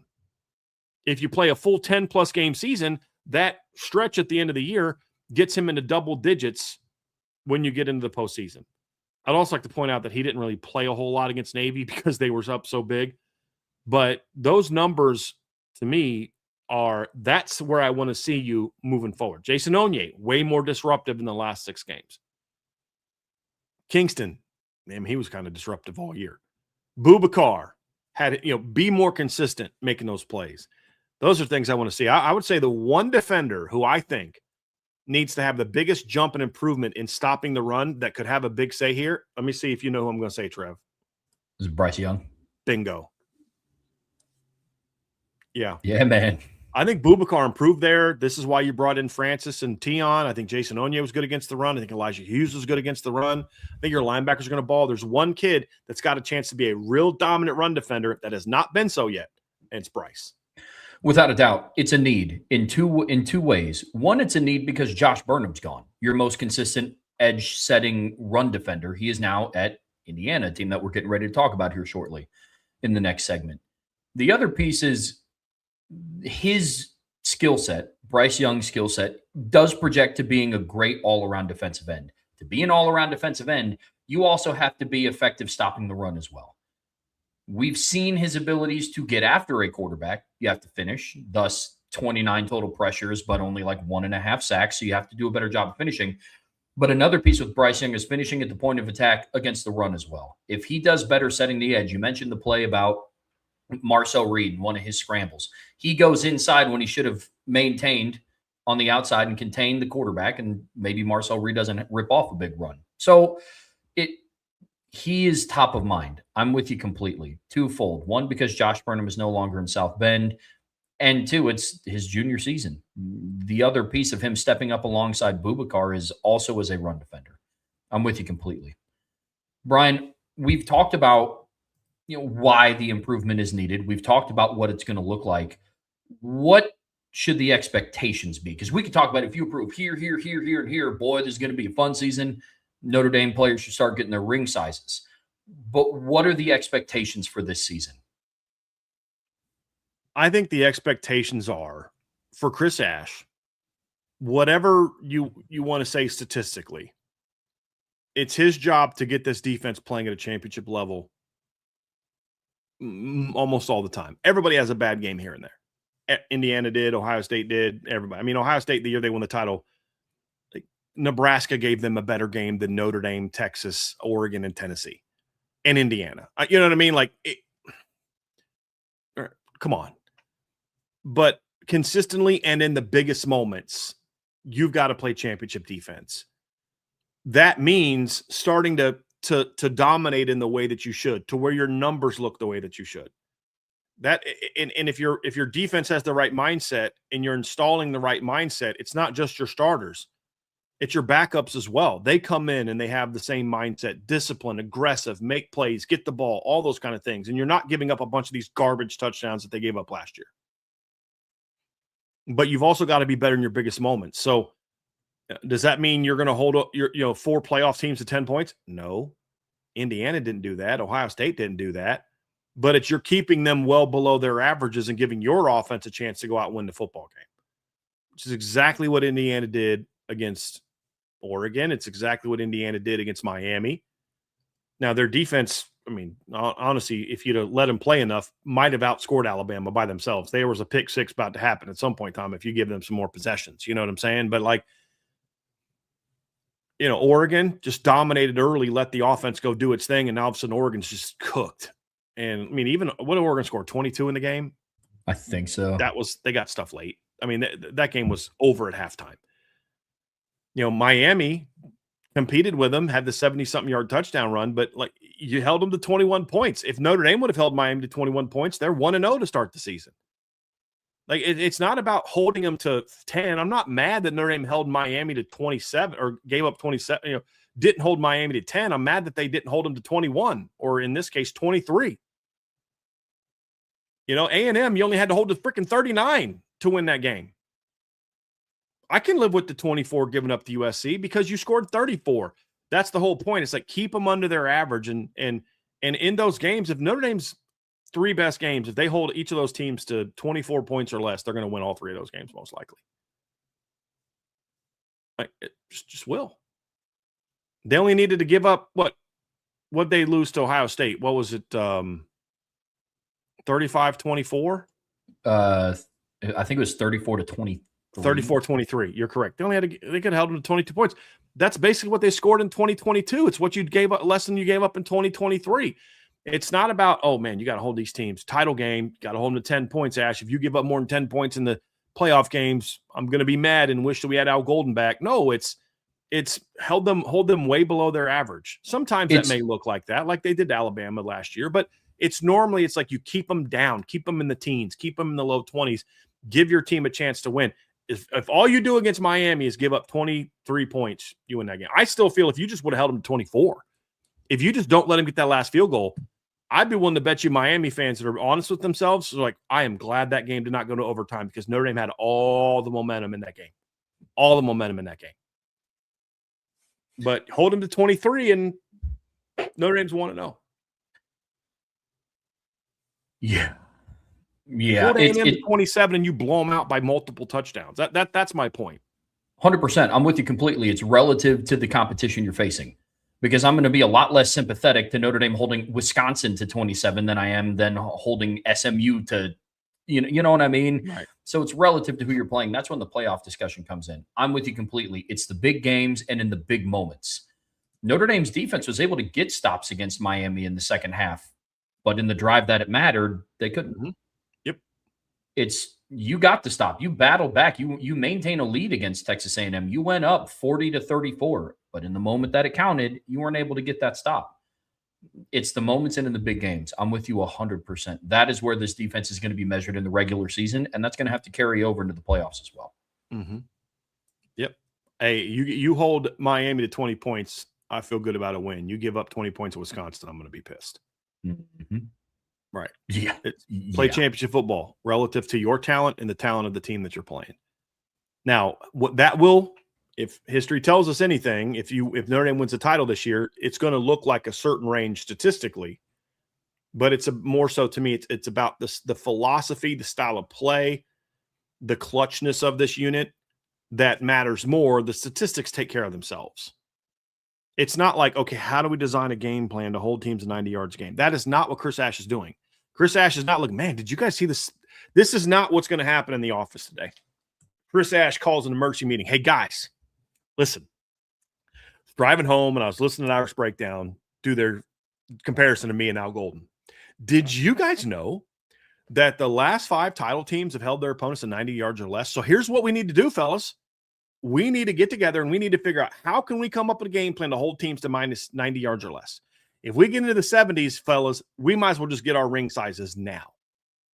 That's our game plan. No, we're going to stop the run. We're going to dominate the run. So how do we do a game plan to dominate this team's running the football, to create this, play to a standard that we've set for ourselves of excellence, of mental excellence, schematic excellence, execution excellence. We're going to out physical teams. We're going to out tough teams. We're going to outplay teams. We're going to out hit teams, all those type of things. Then the results are a byproduct of that, executing that.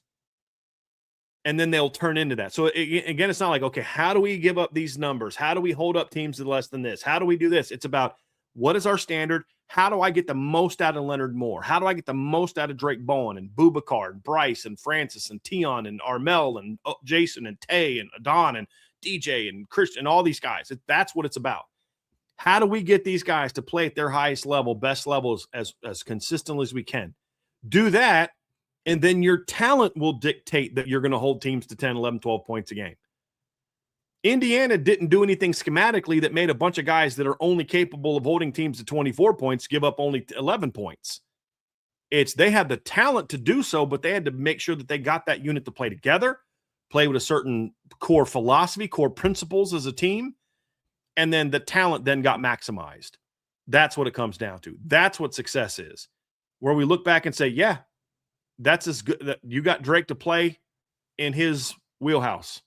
You got Kingston, Jalen, Jaden, Tay, Adon, Bubakar, all these guys to kind of say, hey, this is the talent we have. Our system's going to be built around what they do well. They're going to know what they're doing. They're going to do it fast. They're going to do it aggressively. And they're going to do it with discipline. Do that, and your talent is such that you'll be a top 5 scoring defense, a top 5 total defense. You'll be a top 5 rush defense because your talent should dictate that. That'd be an unfair expectation of him if we could take the 22 defense and like I got my, Doctor Strange, Wong, ring, bring them all up here, right? I got my Infinity Stone so I can time travel, get them all up here. Guess what? They're not going to be this year, Trev, a top 5 scoring defense, total defense, rush defense. This team has the talent to do so. Now it's up to Chris Ash to be able to get them to play to their highest level, along with Coach Partridge and, along with Coach Henry and Coach Jean-Marie and, Coach Reeder and Coach Codlin and Coach Sebastian and, everybody that's part of this whole thing. But that's it. Ultimately, it falls on Chris Ash. You get this defense to play to championship level. That's the expectation. Brian, up next here on the Irish Breakdown podcast, brought to you by our friends over at FanDuel. We're tying a bow on an offseason series that we've been doing where we've been stacking up Notre Dame to the other top teams in every conference. And to bring us home today, we're comparing them to the Big Ten. Now, like we did with all of the other conferences, we're comparing overall talent on the roster. We're breaking it down by position group. We're comparing head coaches. We're comparing the coaching staffs. Is going to be a fun one, and it's a lot of interesting conversation. I'm interested to dive into why you put Ohio State last in every single one of these categories for our guy Archer. You're trying to start some stuff. We haven't even gone yet, man. But it's going to be a fun one, man. I'm looking forward to diving into this because there are some areas where there's a lot of really, really close conversations. Yeah, this is one where there's going to be a lot of debate to have. There's going to be some disagreements. Here's what we do. We say every time, we're going to explain what we mean by all these topics and what we think and what we don't think and all that kind of stuff. But here's what we ask. That if you're going to say we're wrong or disagree, that's cool. We enjoy that. Sometimes we'll bring those points up or we'll address those points, but make an argument. Like, give me a reason why you think that. And that's what we ask. And then also make sure that you're actually debating what we're saying. This is an evaluation of the present and the future. The immediate future, meaning basically primarily what's on the roster. So, freshmen, and then we'll kind of take into account 27 players, but not nearly as much as when we're talking about what's on the roster. There is some projection when you look at what's coming. So it's this year plus moving forward, because there's some of these rankings, Trev, I'll tell you right now, are some ones where, like, look, if we're doing a 26 ranking, this looks different. Yeah. But I mean, we made the cards and then even moved some things around within the cards because, again, there's just some uncertainty here. So it's going to be an interesting debate. Y'all are not going to like some of the rankings we come up with, but again, listen to what we're saying. So when we get to the quarterback one, listen to what we're saying. It's not a ranking of CJ Carr versus Dante Moore versus Julian Sayin. It's the whole depth chart. That's the whole point. It's not just the starters. It's the entire present and future at a position. And it's how does Notre Dame stack up as a program to these teams, not as a 2026 football team to these teams, because that would be different. And maybe we could actually do that, Trev, by saying in each one, this is where we think it'd be in 26. But, if we think it's different, we may have some fun with that. But when we look at this one, Trev, and we kick things off, I just want to make sure that people understand what we're evaluating. And we're going to start off with coaching and talent, then we'll go into offense, and we'll go defense. And when you start off with coaching and talent, Trev, this is the one that hurt the most to discuss because this is the lowest that we've had Marcus Freeman. We have Ohio State 1, Indiana 2, Notre Dame 3, Oregon 4, SC 5, and there's a giant gap between 4 and 5.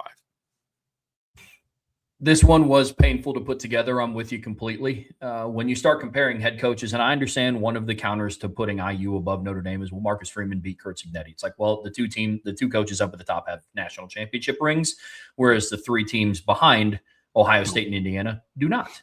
And so that's what goes into this. Now, we are under the impression that Marcus Freeman is going to be able to surge ahead on this list, especially after the season. But as of right now, I agree with where this ranking lies. Ohio State, I understand it's, they beat Indiana in 2024 in the regular season. Indiana bested them in 25 in the Big Ten championship game. They both have national championship rings. What separates Ryan Day over Curt Cignetti for me right now is longevity. He's been doing it in the Big Ten longer, and that's where I'm at with that. Yeah, I mean, they've both won a title the last 2 years. You could argue that Curt Cignetti has done a better job of getting more out of his team than what Curt Cignetti did. They both have a title. They're 1-1 against each other. And so then I take sort of the longer track record at this level. And that's where I give Ryan Day the edge. Curt Cignetti and Marcus Freeman are both gaining on him. And there's no way I can have Marcus Freeman over Ryan Day because he's 0-3 against Ryan Day and he doesn't have a title. Yeah. But look, the one that I think there's a debate between 1 and 2 and then a debate between 3 and 4. There are some, even Notre Dame fans that think Dan Lanning is a better coach than Marcus Freeman. I just don't see it. I don't understand where that argument comes down to. I don't think he's recruiting better than Notre Dame. They haven't had more on-field success than Notre Dame. They had the number 1 seed in the 24 season and then got blown out in the quarterfinals. Then they get to the semifinals this year, get blown out again. Like his success in big games, he's 0-for against Kalen DeBoer. He played Kirby Smart once, lost 49-3. Well, it was the first game. Okay, well, Marcus Freeman's first game, they were playing Ohio State and C.J. Stroud. They lost 22-10 in a game that they led until late in the third quarter, 21-10. They lost that game late in the third quarter. They had to lead until late in the third quarter. So I actually think there's a bit of a gap between him and Freeman. Not like I would probably have Dan Lanning in a national list only a spot or two behind Marcus Freeman as well, but just because you're a spot ahead doesn't mean it's close. Overall, I think that's extremely fair. The only thing that Dan Lanning has a leg up on Marcus Freeman on is he doesn't have that. He's had worse losses by margin of victory for sure. But what he doesn't have that Marcus Freeman does is like that head-scratching loss to like a Marshall or a Northern Illinois. He doesn't have that, but that's it. But I don't care. That's the only thing. That one I don't care about because give me the guy that wins the big games over the guy that doesn't. That because what you're describing right now, you just described Brian Kelly. Right? So Dan Lanning right now in his career is a better recruiting version of Brian Kelly. Never going to lose the upset games, but every time we play a big team on a big stage, we're going to get wrecked. Anytime we play a team that's got comparable talent to us on a big stage, we're going to get wrecked. I'm going to get out coached by Kalen DeBoer every time I play him. Like, if you look at Dan Lanning's record against the top 2 coaches here, yeah, great. You had the last second win against Ryan Day in the regular season at home last year. But then in the next game, you got blown out. And then in your 2 games this year against Curt Cignetti, you lost by 10 and 34. So like, okay, give me the Northern Illinois loss and the win over Indiana. Give me the Northern Illinois loss and the win over Georgia and the win over Penn State. I'll take that any day of the week when comparing the 2 coaches. But you are right. That's the thing for Dan Lanning, though. Take away the Marcus Freeman comparison. That's the thing he has to figure out is, okay, I got this part down. Now I got to figure out how to do this other part. And it's not just win those games. Dude, first you got to learn to be competitive in those games. Yeah. They're not even competitive in those games. No, I thought the text. Oh, go ahead, Trev. It's figure out don't lose by 30. Right. Before we start talking about how do you win those games. But yeah, man, I'm with you completely. It's give me the coach with the bigger wins on the bigger stages, without a doubt. I'm with that completely. And then I think the one that we can all agree upon is Lincoln Riley is a distant 5th on this list. We have USC on here. And again, nothing to remind people of. We're only comparing Notre Dame to these 4 teams. There's not like when we get to the O-line section, where's Iowa? They're not in here. It's the 4 we're comparing the top programs. We have USC on here as the 4th best program over Michigan because we keep being told by everyone in the media that USC is a powerhouse waiting to happen under Lincoln Riley. Yeah, that's what we keep being told. So they do be waiting. Yeah, and we will continue to be waiting. Let's talk coaching staff. I think this one's going to be a little bit more debatable, Trev. I agree. Actually, this is wrong. This is wrong. This is not meant to be there. This is Indiana and Ohio State are meant to be flipped. Just so we're clear. There's Indiana's supposed to be 1. Okay. Ohio State's supposed to be 3. So that's my bad. I have this one Wrong. Move Ohio State and Indiana down. Flip them. Gotcha. Okay. Regardless, this is still with Indiana 1, Notre Dame 2, Ohio State 3. I think the top 3 are very, very debatable. There's less debate. It's the tough part about Ohio State is they just have a defensive coordinator going into year 2, and they have a brand new offensive coordinator in Arthur Smith, where it's like, I'm just not entirely sure where that is. Whereas for Notre Dame's defensive staff, they completely overhauled it. I like all the things that I've seen, especially from Charlie Partridge so far, but I'm still not ready to be like, hey, Aaron Henry's going to pick up right where Mike Mickens left off. Love everything that I saw in the spring. Love everything that I've heard about him so far as a coach, but there's still a level of I have to see it with him. That's kind of where I'm at with Ohio State's offense. Okay, like Brian Hartline is no longer there. Arthur Smith comes in. No idea what they're going to look like philosophically. I think Indiana's the clear number 1 here when we start talking about overall coaching staffs because they return Brian Haynes. Mike Shanahan comes back. Bob Bostad is one of, if not the best offensive line coaches in the business. So, yeah, I wholeheartedly agree with IU being number 1. I mean, is there a staff in the country, Trevor, that has done more with less in the last several years than Indiana? No. I mean, Indiana. Look, a debate we've had with a lot of Notre Dame fans, they act like Indiana's just like a bunch of bums that they coached up to be great players, and that's not accurate. But they haven't had the talent that Notre Dame has had. They haven't had the talent that Indiana's had. They haven't had the talent that Oregon's had, and yet they've gone 27-2 in the last 2 years. They've had 2 playoff appearances. They went to the playoffs this year and blew out 2 of the 3 teams they played, and and clearly showed that they belong in there. So when I look at that, I watch them coach circles around everyone they played in the playoffs, except Miami, and they still outcoach Miami. They just didn't do it in circles. Ohio State was close, but this is a heck of a coaching staff. Brian Haynes is one of the best young coordinators in football. Bob Bostad, in my opinion, is the best offensive coordinator or offensive line coach in the game right now. Mike Shanahan's a really good offensive mind, not an elite one, but a good one. I'd actually take Mike Denbrock over him, but he's very good. I think that Pat Kuntz, former Notre Dame players, turned into a heck of a defensive line coach. The job he's done there. They have the best staff. The reason Ohio State is ahead of Notre Dame is because of the turnover. They don't have Brian Hartline anymore. They've got a new offensive coordinator. They don't have the best receivers coach in the game anymore. It's the turnover. If we'd have done this ranking based off last year's staffs, I would probably have Notre Dame 3rd. But based on what the staff is right now, that's where they drop. Because nobody recruits better than Ohio State receiver. Well, okay. Is that going to continue without Brian Hartline? We'll find out. Nobody's coached better than Ohio State receivers. Okay. Is that going to continue without Brian Hartline? We're going to find out. Now, they hired a good coach, but it's kind of like losing Harry Heastan.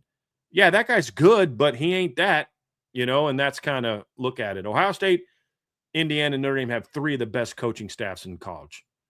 Oregon is 4th, and I think a distant 4th. Because, as I've said, this staff in a lot of ways has underachieved. The one coach that didn't underachieve, the offensive coordinator's gone. And I don't know that this staff has shown the ability to get the most out of their talent, at least not in big games. And that's why I think they're a distant 4th to me. Could you imagine what the Indiana coaching staff would do if they had Oregon's roster? Oh, gosh. I mean, Oregon would get their first national championship in program history. Yeah. In my opinion. Yep. Yeah, I mean, it would be – I'm with you. Indiana's coaching staff has done more with significantly less in comparison to the other teams. Not trying to paint this picture that they just have a bunch of try-hard bums that are just coached really, really well. Right. They have talented players. They have the number 1 overall draft pick at quarterback. I mean, you have Mikhail Kamara, who led the country in total pressures, and D'Angelo Pons was a very freaky athlete at 5'9". But when you compare it to the other rosters, especially Oregon's, who have guys like DeCorian Moore and Dante Moore and Ife Obadegwu, and they just picked up Coy Parrots from the portal. Yeah, man, I mean, look, Stephen Daly, Mikhail Kamara, and Aiden Fisher were studs in college. Fisher was a 7th-round draft pick, and Kamara and Daly went undrafted. Gabriel Rubio got drafted higher than all 3 of those guys, and he missed almost a chunk of every year he played. There you go. Yeah. There you go. That's it right there. 100%. Now, I do think Notre Dame has got a chance to prove themselves this year. I like the makeup of the staff. I think they've shown themselves well in big games. We think about out-coaching Georgia, out-coaching Penn State. staff wise and coach wise. I mean, they're improving, and I think if Chris Ash can be as good as what Marcus Freeman thinks he is, then I think Notre Dame jumps up top. But he's got to prove that to us first. He's got to prove that to us. 100%. The tough part about the last Notre Dame coaching staff that beat IU in the 24 playoffs, the majority of them are gone. I mean, Al Golden is gone. All 3 defensive assistants are gone. Dylan McCullough's gone. So but I'm with you. They will absolutely have the chance to move up a spot in this ranking. Yep. And with all due respect, if you're going to try to argue that losing coordinators is less important than losing position coaches, you're taking a premise that supports your team and trying to fit an argument into it. Because if the roles are reversed, you'd be making the same argument the opposite. They're Ohio State fan, if we're being honest. Let's talk talent, Trev. This is probably overall the hardest one, and one that we had to change. Let's full disclosure. I fixed the staff one. When we had originally done this, we had Oregon ahead of Ohio State talent-wise because we're just looking at a read of the roster and just our feel of the roster. But then when we went through and did every position group, we saw that Ohio State, by and large, was higher than Oregon. And so we had to change it. But I think this is the most debatable. But when you look at present and upcoming, Notre Dame, I think present roster is as good as any of those teams. And Notre Dame's incoming recruiting class is better than any of those teams. And their 2027 recruiting class right now is better than any of those teams. So it's the present is more debatable, in my opinion, than the future.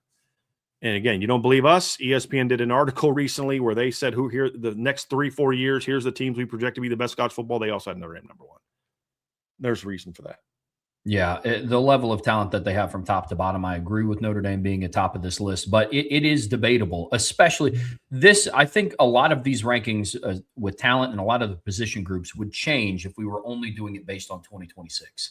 But Notre Dame is just coming off of having the number 1 recruiting class in the country. Right now, I believe they have the 3rd on some national sites for the 2027 class, so they're going to continue surging. But yeah, the debate between Notre Dame, Ohio State, and Oregon, especially Ohio State and Oregon, was very, very close. That's really what we spent most of our time on when we were on the phone prepping for the show, of where those 2 teams would fall in this category. I'm with you. I think 1, 2, and 3 are very debatable. I'm busting my guy Archer's chops in the chat because he probably thinks Ohio State should be 1 everywhere. He's like, I'd flip Ohio State and Notre Dame. Of course you would. But this is debatable. Like, I'm having fun with them, but this is debatable. Yeah, the top 3 are all debatable. There's no doubt about it. This is 1, this is 2. They're debatable. What's also debatable, I think, is 4 and 5 to a degree, but I would not necessarily go in with that debate a whole lot. I do think USC has a talented roster. I don't think they're where Indiana is yet, but there's a gap between the first 3 and number 4. And I like what Indiana did in the portal, but I don't think this roster is as good as last year's roster. I like Nick Marsh as a player. I don't think he's as good as Omar Cooper Jr. And then who's replacing Garrett Surratt? So that's where I say I don't think their roster is quite as good across the board. I love Josh Hoover. You know that. He's not Fernando Mendoza. I almost gave him an honorary Francisco just for old time's sake. But I was like, no, let me get it right. A little trip down memory lane. Yeah, I get it. I mean, IU being 4th on this list, I think, is more of a testament to their head coach being number 2 in this ranking and their staff being number 1 in this ranking, more than it is an indictment of the level of talent that they have on their team. But I'm with you. I know USC, again, their 2026 recruiting class was, I think, ranked first by 247 because they had 1 million recruits in their 2026 class, because that's where they're at as a program. I get it. But wholeheartedly, I agree with this ranking. But there is a very clear gap between 3 and 4. Yeah. And it's growing, in my opinion. Yeah. Let's go offense, Trev. This is the one where I think Notre Dame fans are going to be the most mad at us. Yeah, I think so too. Up top, we have Julian Sain at Ohio State at number 1, and then a tie between Dante Moore and CJ Carr for 2nd. No, it is not a tie between. You're trying to start stuff, Trev. Look at Trev trying to start everybody. This is not the starting quarterbacks. This is it's not. Room. It's the overall room. Trev, you know, man, it's okay. I know that you're having a rough week, but you don't got to try to get me in trouble here and bring me down with you, man. Hey, man, I'm trying to deflect room as a whole. See, man, this guy right here. Trying to deflect, but no, overall quarterback rooms, Ohio State is up top. Quarterback rooms for Oregon and Notre Dame are a tie right now. And that conversation's very interesting. Behind them is Indiana, and then rounding out the bottom once again, the USC Trojans. I think 4 and 5 are debatable. I think 1, 2, and 3 are debatable. If we're ranking just the starting quarterback, everybody knows who we have number 1. We have CJ Carr number 1. Here's the problem. I think the gap between Tavian St. Clair and whoever wins the number 2 job at Notre Dame is greater than the gap between CJ Carr and Julian Sand. You could argue Oregon there with Dylan Raiola, but anyone that knows me knows I'm not a big fan of Dylan Raiola. I also don't like what they have after that. Now, 27 recruiting, they got Will Menzel, who's a very talented quarterback. I like Champ Mons better. So even though you say, well, they could turn to Dylan Raiola, yeah, so what? That doesn't mean a whole lot to me. He's got to prove to me that kid can be a winner and that kid can be part of a team that's not all about him and his fantasy of being Pat Mahomes. Not being the next Pat Mahomes, but being Pat Mahomes. So I'm just not as high on Dylan Raiola as some other people. Is he going to be happy in the role that he has? There's a whole lot of questions I have. That's why they're tied there. If Dylan Raiola pans out the way that Oregon does, I think you move Notre Dame to 3rd because it all comes down to the future at the position at Notre Dame is a little murkier than it is at Oregon and Ohio State. And the reason about future, can you guarantee that Dylan Raiola is even going to be there next year? I mean, I know he went there to start next year, but what if somebody throws him a big bag to go in the portal again? This kid played at a different high school every year of his life. His tenure at Nebraska was the longest he's ever been somewhere consecutively, and it was 2 seasons. So there's just a lot of those questions I have about Dylan Raiola. But if you knew he was locked in and committed and all that type of stuff, I'd move Notre Dame to 3rd because it's Dylan Raiola against Blake Hebert, Teddy Gerard, and Noah Grubbs. And that's a little bit of a difference. But you go beyond 27, then what do you have? Because he's not going to be there very long. So, yeah, that's why they're there. Yeah, no, I get that completely. The debate between Oregon and Notre Dame as far as the overall quarterback room is very, very close.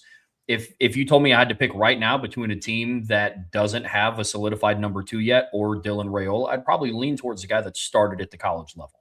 Right. But if we want to talk about talent and overall ceilings, I would go with Notre Dame. So where we kind of landed on with the tie is like, okay, Oregon's number 2 is more of a sure thing. Notre Dame's number 2 has not yet been solidified, but I would take Notre Dame starter over Oregon starter. So when all factors are on the table, I wholeheartedly agree with the tie here. Yeah, here's the deal. Somebody asked a fair question. Mr. Mile High GTB says Indy starters better, backups are murky, and the recruits are better. How are we tied with Oregon? Because we don't put a lot into the 27 quarterback recruiting, but Oregon also is a top 50 2027 quarterback. Yeah. I think CJ Carr is better than Dante Moore, but I had CJ number 1 and Dante number 2. And if I had any faith in Dylan Raiola, I'd have them ahead of Notre Dame as the number 2. But even with all the issues right now, I still have a little bit more faith in Dylan Raiola than Blake Hebert or Noah Grubbs or Teddy Gerard. That's why they're tied. So it's backup is murky, but it's murkier at Notre Dame. And then they both have a top 50 quarterback in the 2027 class. So that's where it's at for me. It's murkier. Well, I think that's absolutely fair. Behind CJ. And it's not like if we had Dante 7th, like we do Miami, where we have CJ number 1 and Darren Mensa like 6th or 7th, then we have Notre Dame clearly ahead of them. And their backup situation is also murky, but it's 1 versus 2, right? So then it's like, okay, do I have more faith in Dylan Raiola to go out there and win a game or Blake Hebert? And right now, as much as I dislike Dylan Raiola, it's Dylan Raiola. My concern is, will he even be there in 2 years? That's the question. If we were ranking this based on 2026 only and starter only, it'd be Notre Dame 1, Oregon 2, Ohio State 3. 4 and 5 is interesting because I'm just not on the Jade Maeva train. I'd have USC still 5th and Indiana 4th. I'm just not on the Jade Maeva train. I think he's a stat patter. I don't think he's a great quarterback. No, I don't either. The biggest conundrum to me this offseason, outside of just the general USC hype, is the hype around Jade Maeva. I mean, I've seen outlets rank him ahead of CJ Carr as far as top quarterbacks going into the season. That you can just completely miss me with because there's just no argument to be had there. But I'm with you there. I think the future at USC might be looking a little bit brighter at quarterback compared to Indiana, but that is also, I will insert this caveat. I also just don't know a whole lot about some of the quarterbacks on Indiana's depth chart. Like I know They've got Grant some good young quarterbacks. Okay, If Hassan Longstreet hadn't transferred to LSU, I would have put USC ahead. sure. But who's their quarterback of the future? The true freshman, Jonah Williams? Like, I have some doubts there on that one. That's a question Totally mark. fair. Yeah, totally fair. I get that. But I think the debate truly lies between like Oregon, Notre Dame, and then I think that there's a gap. And then there are pieces that you could debate between IU and USC, but just based on current state alone, and I know it's all factors on the table, I'm putting IU ahead of USC. Yeah, the other thing too is, and you talk about future, this is part of it that went into it for me, Trev. One coach has a better track record of finding impact portal guys than the other guy. Oh, for sure. And that's Curt Cignetti. Yeah, Let's talk skill, Trev. This is going to look very similar to this. Is not an accident. This is meant to be here. Now, for those of you who might have forgotten or just need a quick refresher, when we talk skill, it's running backs, wide receivers, and tight ends all encompassing. We always insert the caveat of, if we were splitting hairs between if we were just evaluating running backs or just wide receivers, some of it would look different. But it's all three of the offensive skill positions put together: running backs, wide receivers, and tight ends for the present roster and for the future. So we have Ohio State up top at number 1. Oregon and Notre Dame are tied once again, and then Indiana and then USC rounding out the bottom also once again. So on this one, Trev, this was tough. I initially had Notre Dame number 1. Just I go off gut, and then I actually compare. And when you compare, the entire argument for Notre Dame is projection. And I can't put him number 1 when the entire argument is projection. What I think they're going to do at receiver, what I think they're going to do at running back, what I think they're going to do at tight end. Whereas with Ohio State, they have a talented receiver who is the number 1 receiver in the country.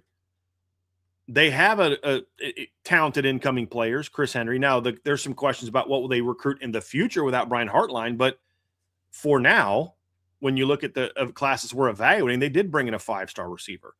They did bring in another top 50 player receiver. They have a proven 1,000-yard running back. Now, I could debate all day long that I think Javian Osborne's more talented than Bo Jackson, but you know what I know? I know that Bo Jackson can rush for 1,000 yards as a true freshman. Like, that's what I know. Same at tight end. I know, I believe that Notre Dame has more talent. I know that Ohio State's guys have produced more. And that's what it came down to for me. And it's a similar argument at running back. I think Notre Dame's running back room on paper and potential and projection and grades is better than Oregon's. But Oregon's running back room is also very talented and more proven. So you got to give them the edge there. I actually give Notre Dame the edge at receiver. I think that people are making an assumption about how good Oregon will be at receiver where they're projecting way more than they're willing to project for Notre Dame. Like no projection at Notre Dame, all projection at Oregon. Oh, DeCorian Moore is a great player. Yeah, I think he's going to be. But I also think there's some guys in Notre Dame that are going to be great players. But DeCorian Moore wasn't a great player last year. Well, they got Evan Stewart. And what about Evan Stewart? I mean, DeCorian Moore had 34 catches for 497 yards last year. Pretty darn good freshman year. Evan Stewart the year before had 48 catches for 613 yards and 5 touchdowns in 13 games. So basically, he's Jordan Faison. Jaden Greathouse has produced more than DeCorian Moore in his best season. Then you add in Mylan Graham, Quincy Porter, Elijah Burris, Micah Gilbert, Cam Williams, the incoming freshman class. And I say, look, I'll actually put Notre Dame there with Oregon. And then tight end, there's projection kind of with both of them. So that's why those two are tied. If I had to pick between the two, I'd actually go with Notre Dame because I like the future part better. And I think Notre Dame is recruiting even better right now at all the positions. Agreed. And if you look at the 5-star tight end coming in, if Kenyon Sadiq was coming back, I'd have Oregon ahead of Notre Dame. And I like the Johnson kid that they got, but I think I can project Cooper Flanagan as much as I think you can project him, in my opinion. And they don't have an Ian Premer coming in. So that's where I'm at on that. I think there's enough provenness at Ohio State that the future, I think Notre Dame past 2026 is going to be better at skill positions than Notre Dame because they're going to lose the big dog, Jeremiah Smith. But the gap between him and whoever else Notre Dame has is pretty enormous. Yeah. and the fact that Bo Jackson is a proven talented back, he's a top 100 player as well. That's now proven. I think that one made it to where it was pretty clear. Once you went away from gut and just like stacked the rosters up next, that's why I gave Ohio State the advantage on skill. If we do this next year, I have a feeling this is going to look a little bit different. I think you actually might see Ohio State third, but it just depends on how they finish out this 27 class compared to Notre Dame and Oregon. Indiana is third or fourth, I guess. They're not that far off. Indiana has talent at the skill positions. It's just tight end is a little bit less. And as much as I like their receivers, the depth that Oregon, Notre Dame, and Ohio State have at receiver is better. And their running back talent's not as good as any of those teams. That's what separates it for Indiana. Receiver, I think you could put Indiana starters with anybody's. When you look, Ohio State has the better number one, but Indiana, Notre Dame, and Oregon, I would argue, have the better two. But the gap between number one and everybody else's number one is pretty significant. Yeah, where Indiana comes in at fourth on this list for me as well, because I agree with everything that you said. If we were only doing starters in this year's team, I think Indiana would be more debatable than what they are now, all things encompassing. I would still put them fourth, but it's the depth in the future for them at that position that I have some questions about in comparison to the others. I'm with you completely. And then again, USC coming in last because you lose the Biletnikoff Award winner. I mean, you're really banking on a couple of true freshmen and then Tanook Hines to be that dude. I'm not saying he can't, but it's a lot more shaky than what, Indiana is asking of Nick Marsh. It's a lot more shaky of what, Notre Dame is asking of one of Faison or Greathouse or Graham or Porter. And obviously Ohio State has a solidified number one. I think if you were to just look at pass catchers and you were project present and future, the present, they're behind all four of those teams because they're projecting on so many freshmen and sophomores, Mark Bowman, Caden Dixon-Wyatt, Trent Mosley, guys like that. Right. But if you're going to say freshman now and future, I think skill player wise or receiver wise, I think you could make a case that USC should be in this conversation with the top three teams there. The thing that separates it for me is they are way behind those other teams at running back, way behind. That's the separator for me. Agreed. And Indiana, they're close to at running back. I'm talking about the top three, but I would right now take Indiana's receivers significantly over USC's. Now, maybe in a year from now that changes when the freshmen become sophomores, but right now I'm taking Indiana's because they're proven playmakers. Let's talk about the trenches, Brian. And this is probably where some of the biggest shakeup of our rankings have been so far. Oregon has consistently been at the top. Ohio State has consistently been at the top. Order now for offensive line rooms in best its entirety. Line of this group last year was Indiana. It was. This year we have Notre Dame up top, followed by Indiana, then Ohio State, then USC, and then Oregon behind USC. No ties in this one. And it was all things when you consider future, I think the separator becomes clear for Notre Dame. Not to say that their starting and returning offensive line this year is going to be taking a backseat to anybody, but there's a ways to go. But when you start factoring in the future, I think that's where Notre Dame truly starts to separate itself from the other four teams in this list. Indiana is there more for the present and the coaching. Yeah. That's what it boils down to for me. I would argue that Ohio State has a better talent, future talent than Ohio State, but Indiana's got a significantly best coach of this group, in my opinion, with Bob Bostad. And I've been saying this since 2017 because my argument at the time is they should have hired Bob Bostad in 2017 when Harry Easton left. He was one of the finalists, and they turned him down. They turned around Joe Elliott, who went and won a Super Bowl with the Buccaneers, and who knew Chip Long to hire Jeff Quinn. Okay. But that's to me, when I look at this list, Indiana gets that bump for that, and then their current line is very good.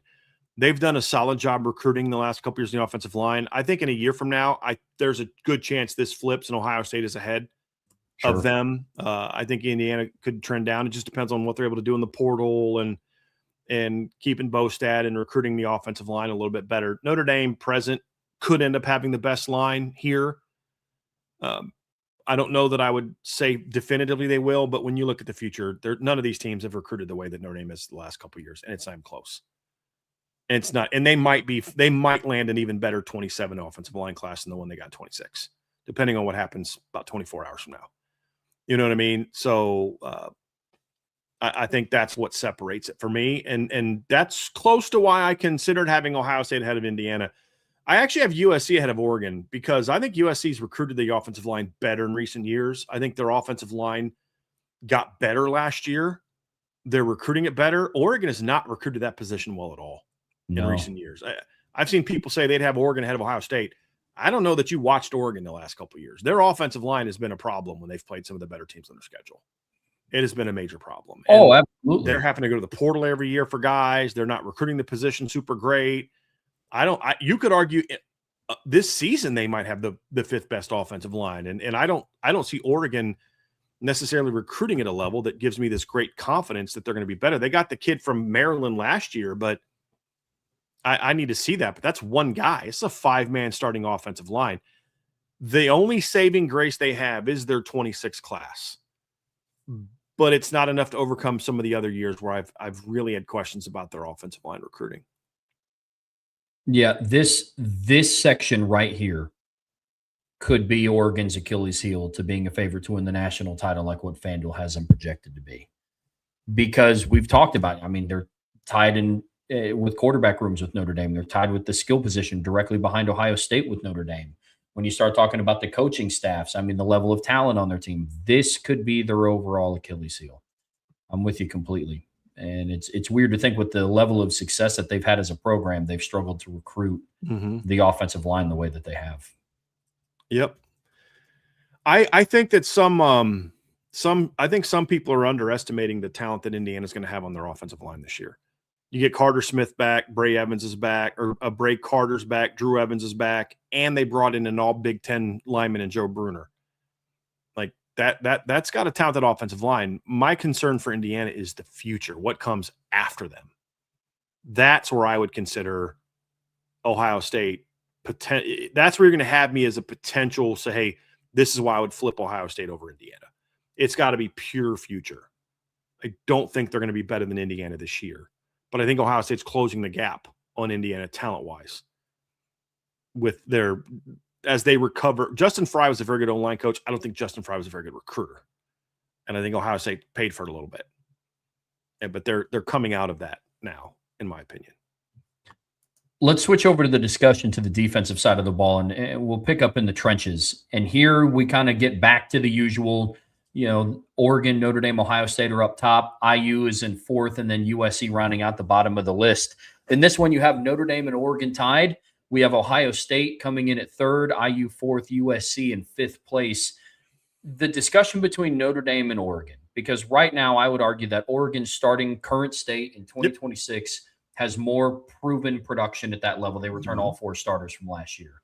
Notre Dame, however, I don't know if there's anybody on this list from top to bottom that can compete with what they're doing on the recruiting trail. Oregon's the closest one. Yeah. Agreed.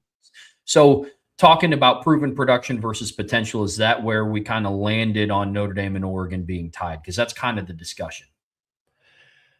Yeah, I honestly, Trev, I almost went lazy and cheated and put all 3 of them on the top line. But Ohio State again, it's another position where I don't think they've recruited. I've said this a little bit, and Ohio State fans don't want to hear this, or they think I'm a hater or whatever. Guys, I'm a pretty objective guy, I think, when it comes to discussions like this. Ohio State has not recruited the defensive line the last couple of years the way that they have in the past. They just haven't. And the guys that they're banking on stepping up and being impact players, I'm like, this is not the next JTT who's just buried behind a bunch of great players. That's not the case. And that's why I think there is some separation. It was reputation is where I was going to go there with Ohio State. They've got to get back on track. I think they will, but I think you're seeing kind of what happens when an older coach kind of gets up there in age and he just doesn't. We saw it with Joe Moore.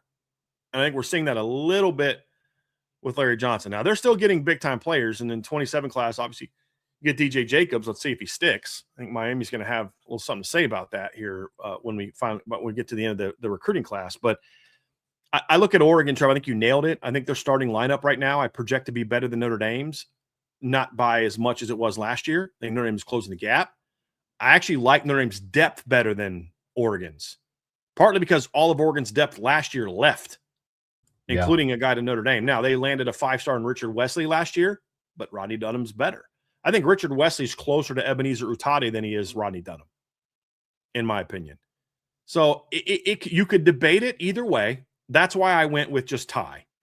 One's better now, one's better in the future, and I think the gap between now and future is close both ways, and that's why I couldn't separate. At one point, I had Notre Dame number one. At one point, I had Oregon number one. I just kept kind of going back and forth, and I said, screw it. I'm going to put them tied. And I kind of feel like that's like holding on Bison Hold. I don't like to do it.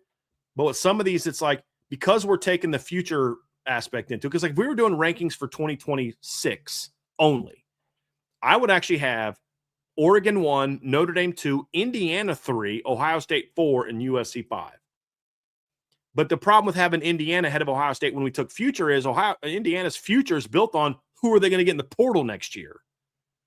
And you can't, you know, that we don't know that that's necessarily sustainable. That's Sure. what separates. This was a hard debate because the top 4 teams here all had very good presence on the present, you know, the present is strong there in 26. Yeah, I agree with Ohio State and Indiana. Where it came down to for me is they're needing a lot more, in my opinion. They need a lot more to work out than what Oregon and Notre Dame does.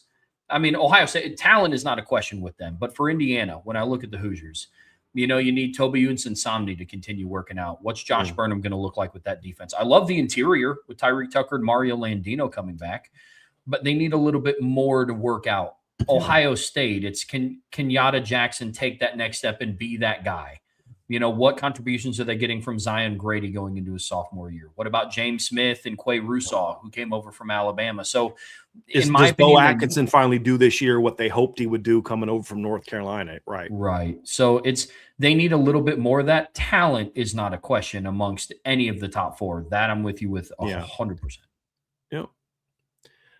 Daily Comment said I think they included USC to just put them last everywhere. Well, I just like to point out we didn't put them last there, but I'm not gonna lie, that is part of the reason because I'm tired of everybody telling us how good USC is going to be in the future, and I'm kind of over it. I'm like, okay, no, they're not.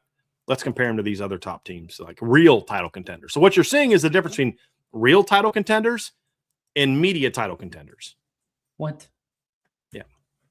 Yep. Let's talk linebackers. I think this to me, let me look through these real quick, Trev.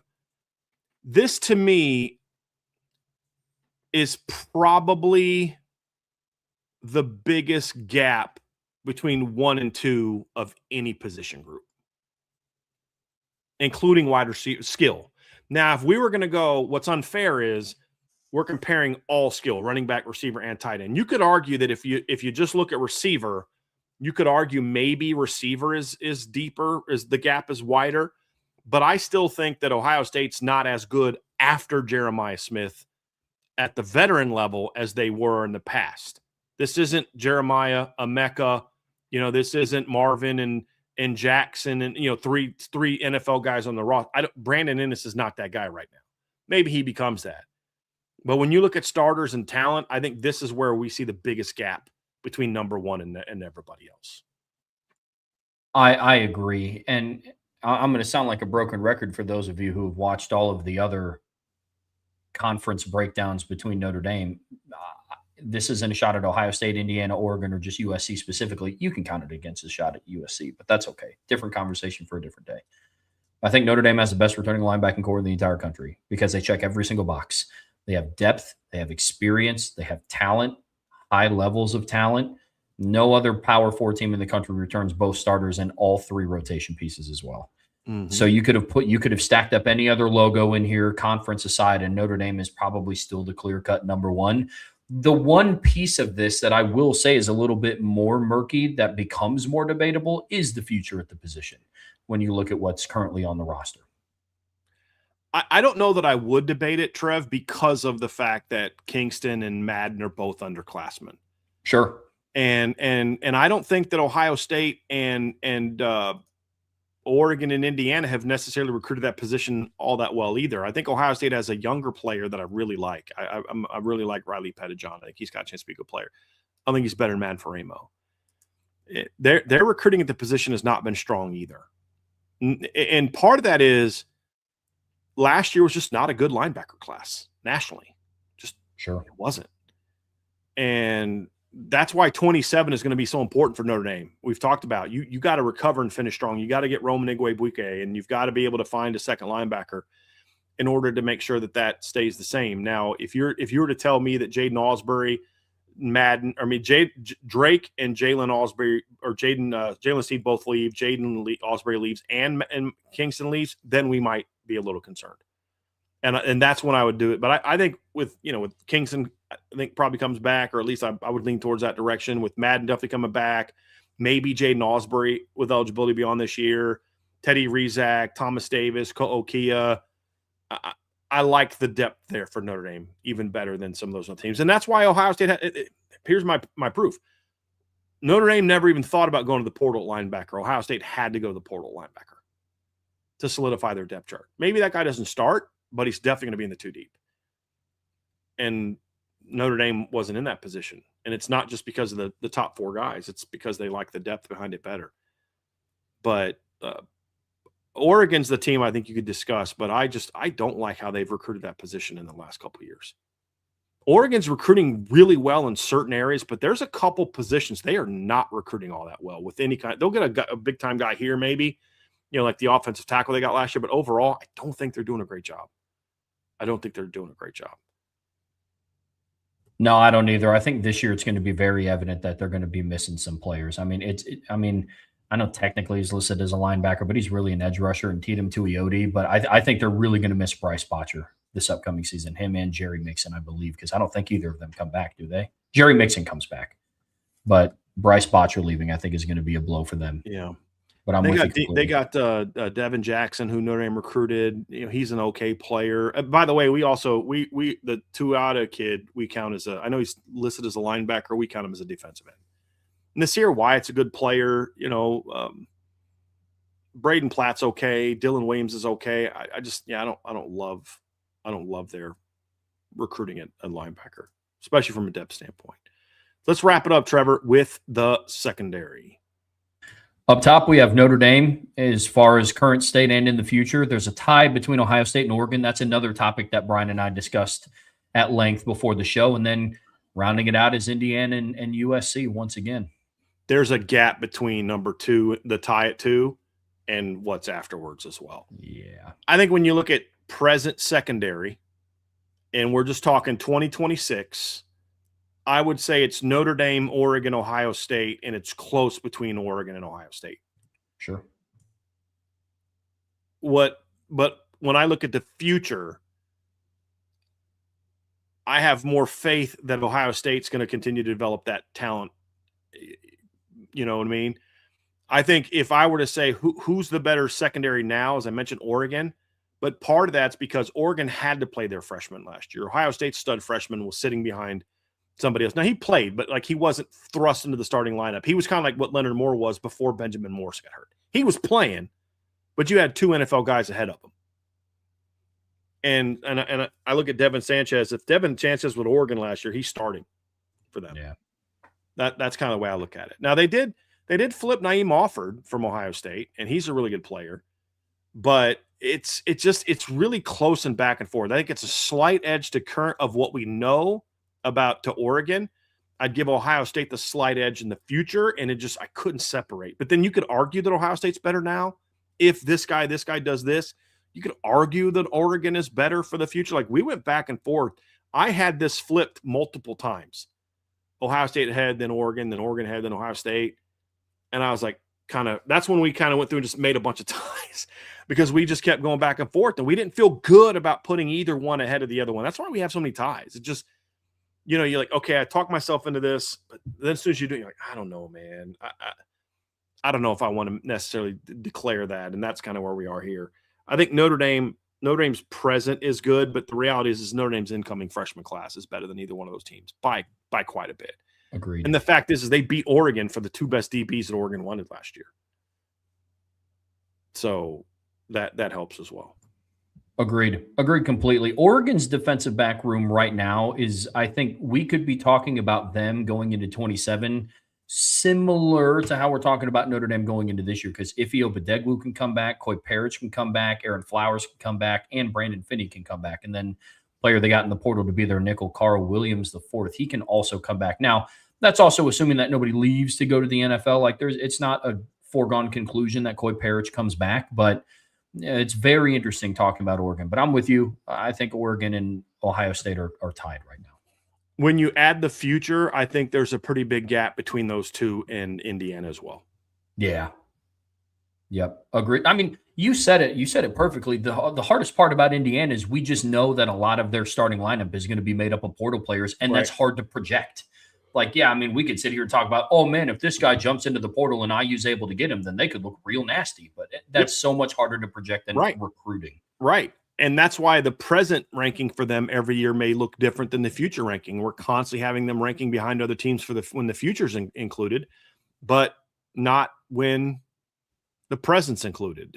That's a difference. If we're just doing a ranking of who are the best teams now, Indiana ranks ahead of some of these teams in areas we've talked about.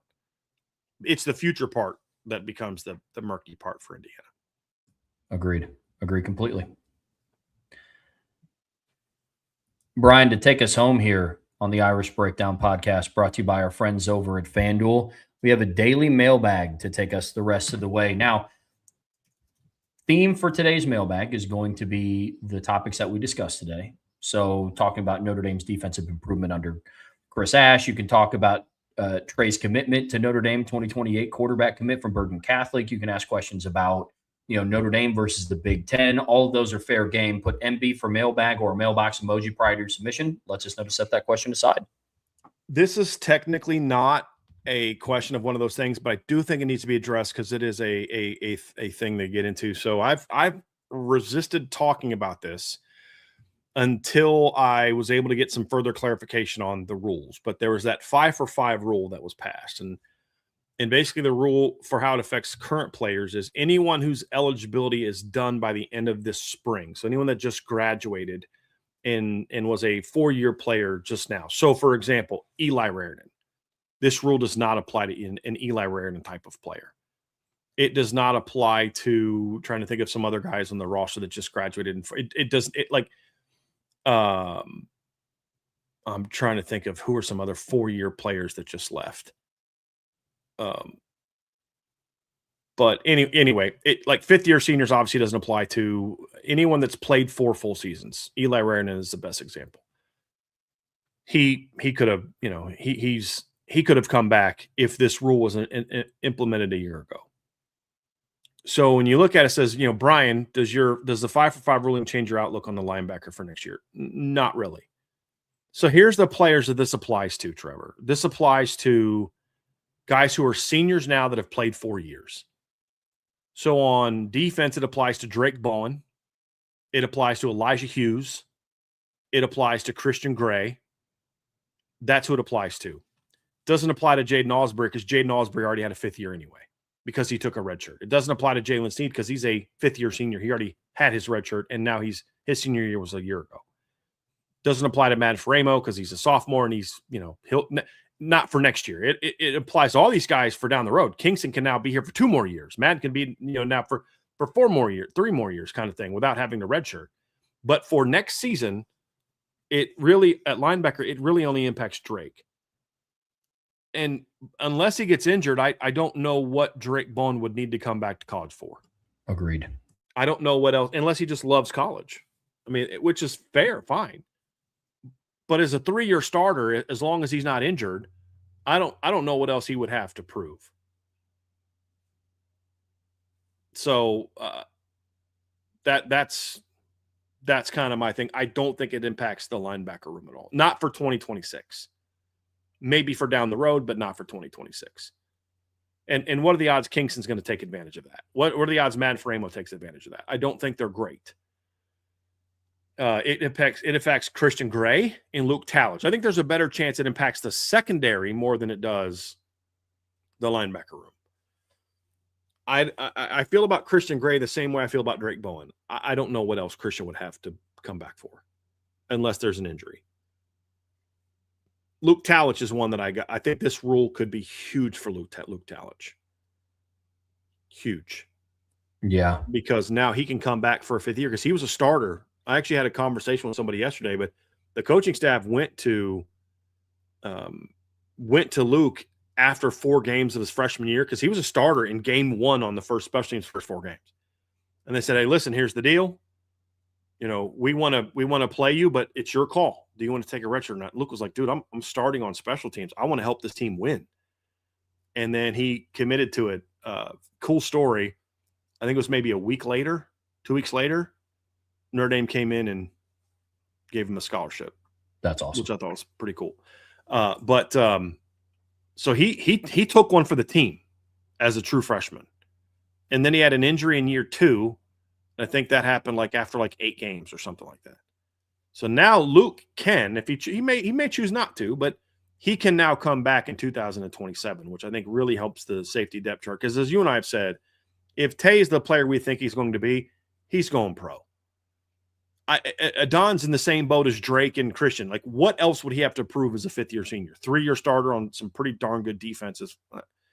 It's time to go. But the future's okay, where we're going to be. I said this to a buddy yesterday. I just want Luke Talich to come back because I want to see the world's tallest safety tandem in 2027. Man. Where Luke Talich at 6'4", 210 is not the biggest safety that they would have, or at least the tallest safety that they would have. But for Notre Dame in 27, it affects very few players. Yeah. I don't think it affects anybody on offense. No quarterbacks, no running backs. Oh, Jordan Faison.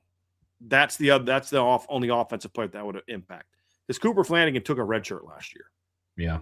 So if Cooper didn't get hurt last year, it would have impacted him because he was going to play last year, and he's played all 3 years. But he took a red shirt last year, so it doesn't affect. He would have had a 5th year anyway. Jordan Faison, and that's an interesting one because I do think there's a level there. If Jordan has just a kind of a good year this year, there could be an argument for him to come back.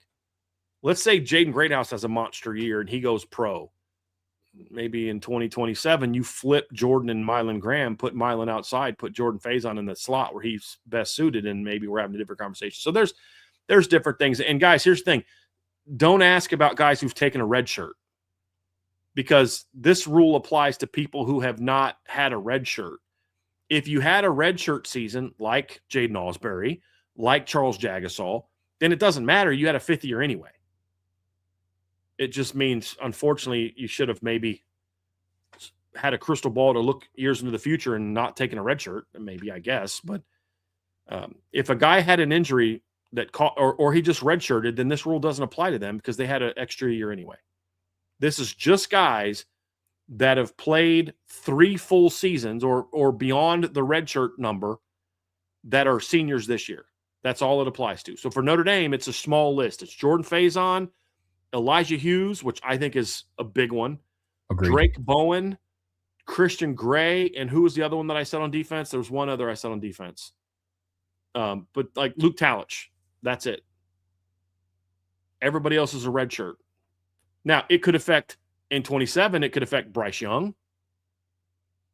Could come back for a 5th year if he wanted to. I mean, so there's guys that it'll affect in the future, but for this season, it only affects those guys.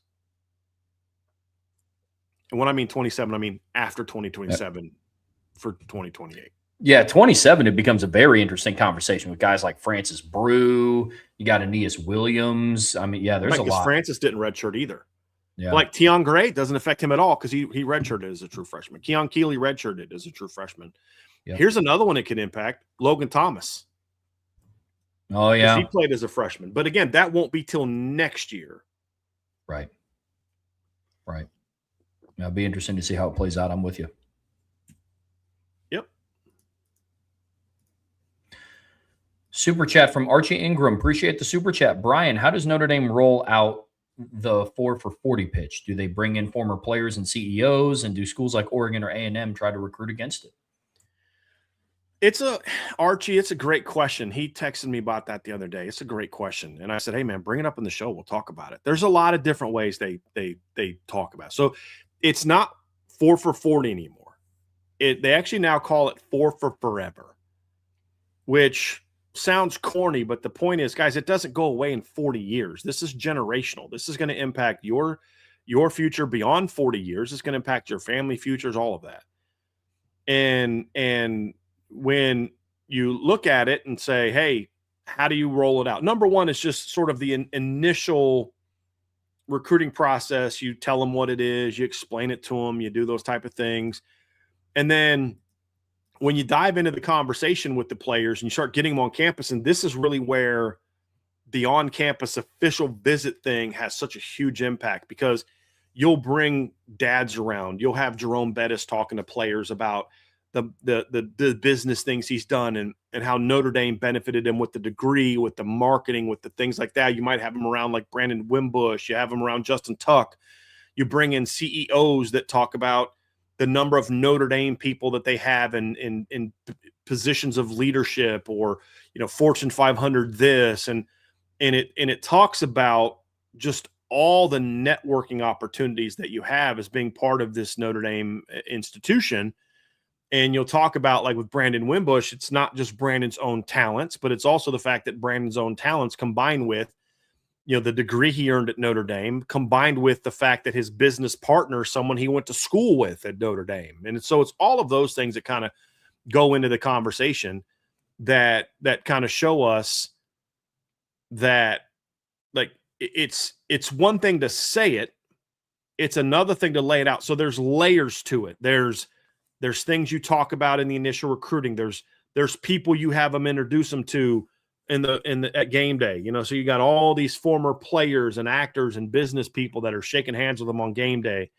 And then the official visit piece, you may have people reaching out to them, sort of like recruiting calls and conversations, letting them know, hey man, here's what it's about being at Notre Dame. And then of course there's the statistics, average starting salary, job placement, where guys are going. You talk about, I'm pretty sure that he told me this, but I think Todd Light told me he's made more money in his post-NFL career than he made during his NFL career. It's a number 5 overall draft pick. But it's the education he got at Notre Dame, the business partnerships, the people he's met that's allowed him to take the money he made in the NFL, invest it. He's bought pizza, companies, he's bought restaurants, he's done all these different things.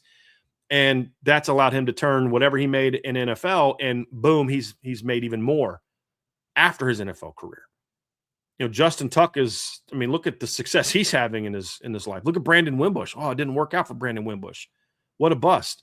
No, because Brandon Wimbush is probably going to make more money doing what he's doing now than he would have being a backup NFL quarterback. And that says something. So it's selling those things. And the one thing that Notre Dame, I appreciate that they do is they do it in a way that sells Notre Dame. They don't say, well, Oregon doesn't have this. Ohio State or A&M doesn't have this. They say, this is what we can do for you. And then when schools say other things, they say, well, ask them about this, ask them about that. It's sort of like a counter to when people say it. How do those schools recruit against it? Number one, currently they pay, they outbid guys. That's why Texas A&M is lying to a kid, being like, hey, I know for a fact that Marcus Freeman's going to be gone after this year. Don't go on the visit. Why do you think A&M fought so hard to make sure Caden Henderson did not even visit Notre Dame? Because they knew what was going to be said to him during the visit, and they knew there's nothing they can do to compete with that. Do you know what Notre Dame did when Braden Park said, I'm going to go visit Oregon? Okay. Fine. Because they're confident enough in what we have to sell that we know what Oregon's going to sell. What did you read the interviews that Braden Parks did after the Oregon visit? All he raved about was the photo shoot was legit. The facilities are great. That's it. That's all you got. And that's why mom is being a mom and saying, okay, that's cool. Great photo shoot, but it'll look great on his IG page. But I want to talk about life after football. Yeah, but do you see how many helmets we have? I want to know what job opportunities are going to afford my son. Well, Phil Knight's hired. He's like 90. What about when he leaves? You know what I mean? Like, what are you going to do for my son if football doesn't work out? Or if football works out, what's he going to do after his football career? Okay, we'll address that later, but do you see these uniform combinations that we have? They're so amazing. Why? because they know they can't compete with Notre Dame in that regard. Now, some schools can, and some schools can in certain fields, but that's what Notre Dame does. But I appreciate the fact that I very rarely have heard a player say that Notre Dame pitches this in a way that's us versus them. The only time Notre Dame does the us versus them is when schools negatively recruit against Notre Dame and Notre Dame comes back with, okay, well, this is the actual facts. Why don't you ask the school about this? And that usually doesn't go well. That's why they don't actually recruit against Notre Dame in that regard. They try to find other things. That's why Oregon does all the flashy. We know we don't have any substance over here, so we got to try to impress the teenager and get mom out of the picture so we can impress the teenager. They did that with Caden Henderson. Mom and dad want him in Notre Dame, so hey, let's go behind them and go here, and then offer him a crazy amount of money so we won't go to Notre Dame. They know they can't compete with that. Mike Elko knows that very well, that because he's been here. He knows. And that's why they do what they did. But you don't recruit like, oh, yeah, well, our academic situation is better than Notre Dame. No, you say, listen, look, we have some amazing things here too. Hey, we're a great research institution. But you don't do it in a, oh, we're better than Notre Dame. You say, hey, here's the opportunities that we have to help you be successful. And then the kid makes a decision like, hey, I know that Notre Dame is going to be better for me here, but this school can definitely do some good things for me, but the football situation is way better. That's why Notre Dame would win all this year. I mean, look, Myron Rolle went to Florida State. That's not exactly like, Harvard of the South. But what does he become? Isn't he a neurosurgeon? Wasn't he a Rhodes Scholar? I mean, like, he was a highly ranked football player from New Jersey. He wanted to play football at Florida State because it was a great program, but he made sure he did his due diligence to make sure that he wasn't going to get held back from the opportunities he had in the other things he wanted to do in his life. So you've got to be able to find that balance. But that's what makes Notre Dame so difficult to recruit against right now, is because you can't out-recruit him in the football piece. You want to get a kid? Buy him. There's a kid that committed to Miami recently that really liked Notre Dame, but Miami basically said, hey, there's this big offer. You take it or leave it. If you go visit Notre Dame, we're going to pull the offer. That's what kids are doing now, or schools are doing now. Man, it may be the Harvard of the Panhandle, but maybe. There is Tallahassee Community College. They might be able to compete with them. But sorry, I couldn't help myself. But yeah, that's kind of where it is. It's a good question. Oh man. Good question, Archie. From USMA 87, after rewatching the Texas A&M game yesterday, I saw some bad fits by the corners. Was that what changed during Purdue and beyond? Zachary was featured prominently. No, that's not what it was. I mean, that was one of a million things. They were slow to react to the ball at linebacker. The nickel couldn't cover anyone, and the safeties were constantly out of position, late to get off the hash. It was an all-encompassing problem. You had one scramble. It was the scramble that Marcel Reed had when they were backed up a little bit. Bryce Young hits the wrong gap. He goes B gap instead of staying outside. Marcel just takes off outside. No one's out there contained because Bryce was supposed to be contained. If he's going to take off, you force him inside or you've got help. It was a lot of stuff like that. Jalen Stroman, the one deep ball that they called on him, that should have been a pick. I mean, if it's Tay Johnson in week 5, that's probably getting picked. But Jalen was late to react. He didn't have the range that Tay had. He was late getting off the hash because it was the second game running that defense, and he missed all spring. That's what you saw from some of that stuff. You didn't see Devontae Smith in that game. So it was, you had the tackle at the 50-yard line where, look, it was a big play. They ran a really well-called play. Mario Craver runs a wheel route. It's like a trail route, basically. Makes the play. 3 guys have a chance to tackle him in midfield. It's not a given they score right there. Because what was it, 14-7? It's not a given they go down and score if they tackle him at midfield the way that they should have. But instead, it's an 80-something yard touchdown tie ball game. All the momentum Notre Dame had was then just sapped out of the room. Stuff like that was a massive issues all over. And that's what hurt him. And they still only lost by 1. That's why I said if Notre Dame and Miami would have played in a rematch, that would have been a really good game. I think Notre Dame would have won, but that would have been a really good game. If Notre Dame would have played A&M in a rematch, they would have destroyed Texas A&M. They played the worst game of the year by far and still only lost by a point. I mean, they played their worst game of the last decade on defense and still terrible. only lost by a point. I mean, it was bad, but it was an overall lapse in philosophy. I agree with everything you're saying. It wasn't just the fits by the corners. It was everything from top to bottom. From Beezer 12 Washing Beard, how is Notre Dame landing these types of recruits without Chad Bowden? I thought he was the reason behind their recruiting success. I like the shade at USC, but I understand what you're saying. I don't know that anyone, including Chad when he was here, Chad plays the role when he goes to USC. He's got to hype up his boss at USC. I don't like it, but that's what he was doing. Nobody believed that Chad was the only reason that they had success here. Marcus Freeman was a big reason for that. But let's also not pretend that Chad Bowden didn't play a big role in laying the foundation to get here. I mean, Chad Bowden went out and showed, hey, we can go toe-to-toe with the best teams in the country for top players. Like, I get that we like to throw shade at him now because he's at USC and he said some boneheaded things, but he also just signed the number 2 class in the country last year. Notre Dame was number 1, USC was number 2 on three's rankings, not the industry rankings, but their ranking. They have beat Notre Dame for a couple guys. Like I get it. I love the shade, but let's not act like Chad Bowden didn't have a big role in building the current roster, which a lot of people think is the best in the country. The 23 and 24 classes, Chad Bowden had a big role in that.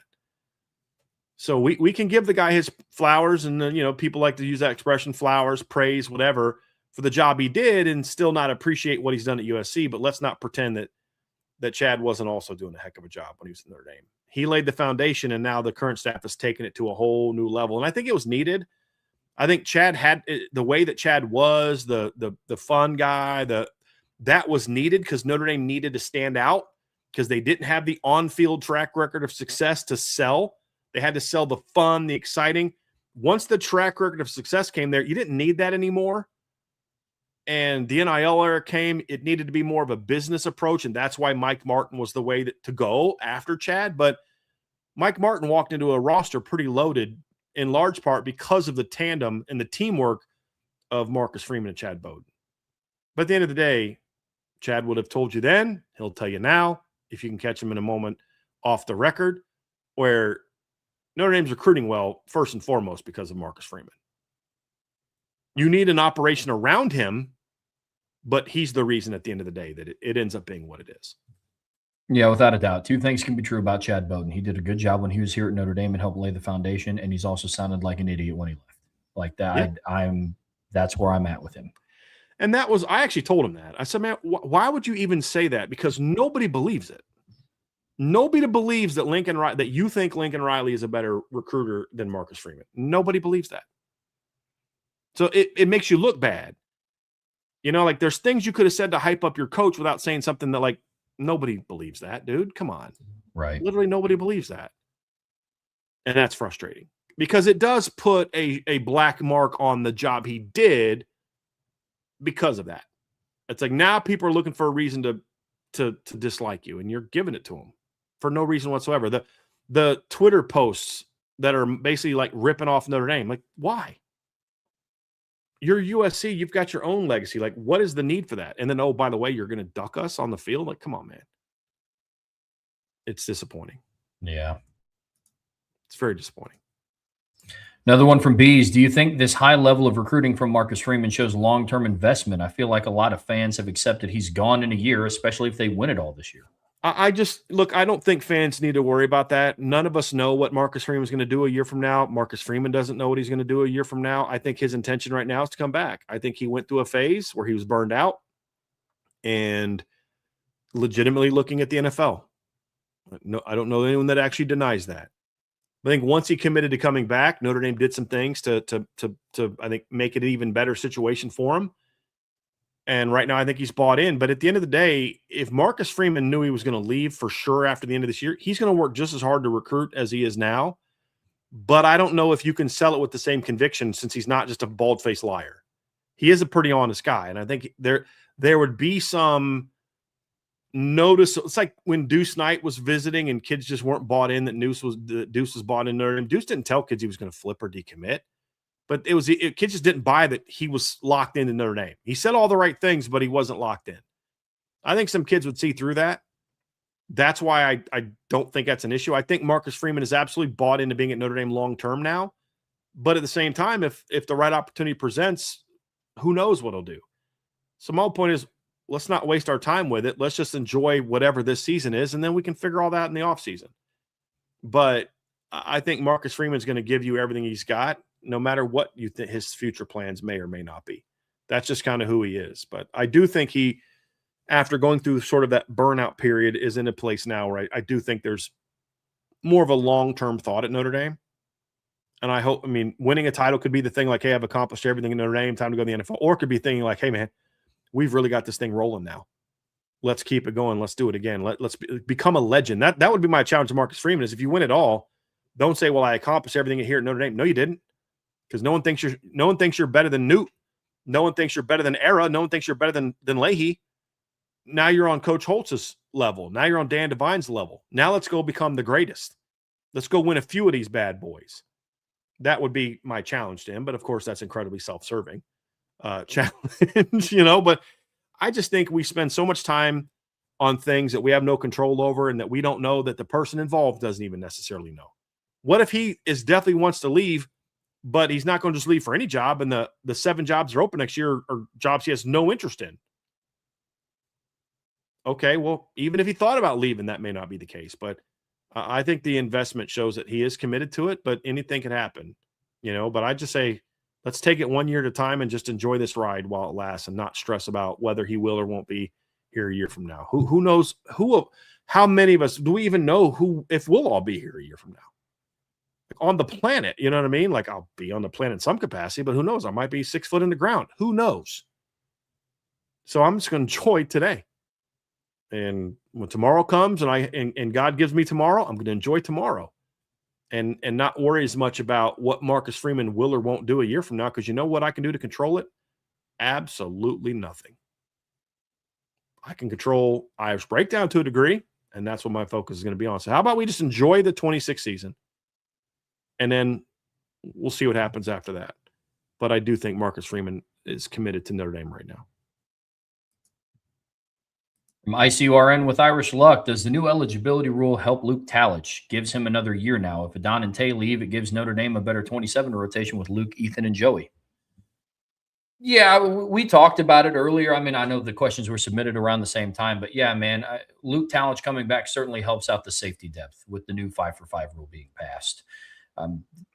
To Brian's point, I would love to see a world where Notre Dame safeties are 6'3", 6'4", and 6'5", and that's kind of your safety rotation. I think that's pretty nasty. Plus, I think that would help serve as a good bridge for guys like, Zayden Gamble and John Gay who were getting their feet under him. It would give the opportunity to be a good bridge player for, letting somebody like Brandon Logan get his feet under him at safety. So, yeah, I think it absolutely helps somebody like Luke Talich because he's the one player. We had a question earlier being a couple weeks ago about does Notre Dame have like 6 guys drafted from the secondary? We listed them all off. And the one that we just weren't 100% certain about was Luke Talich.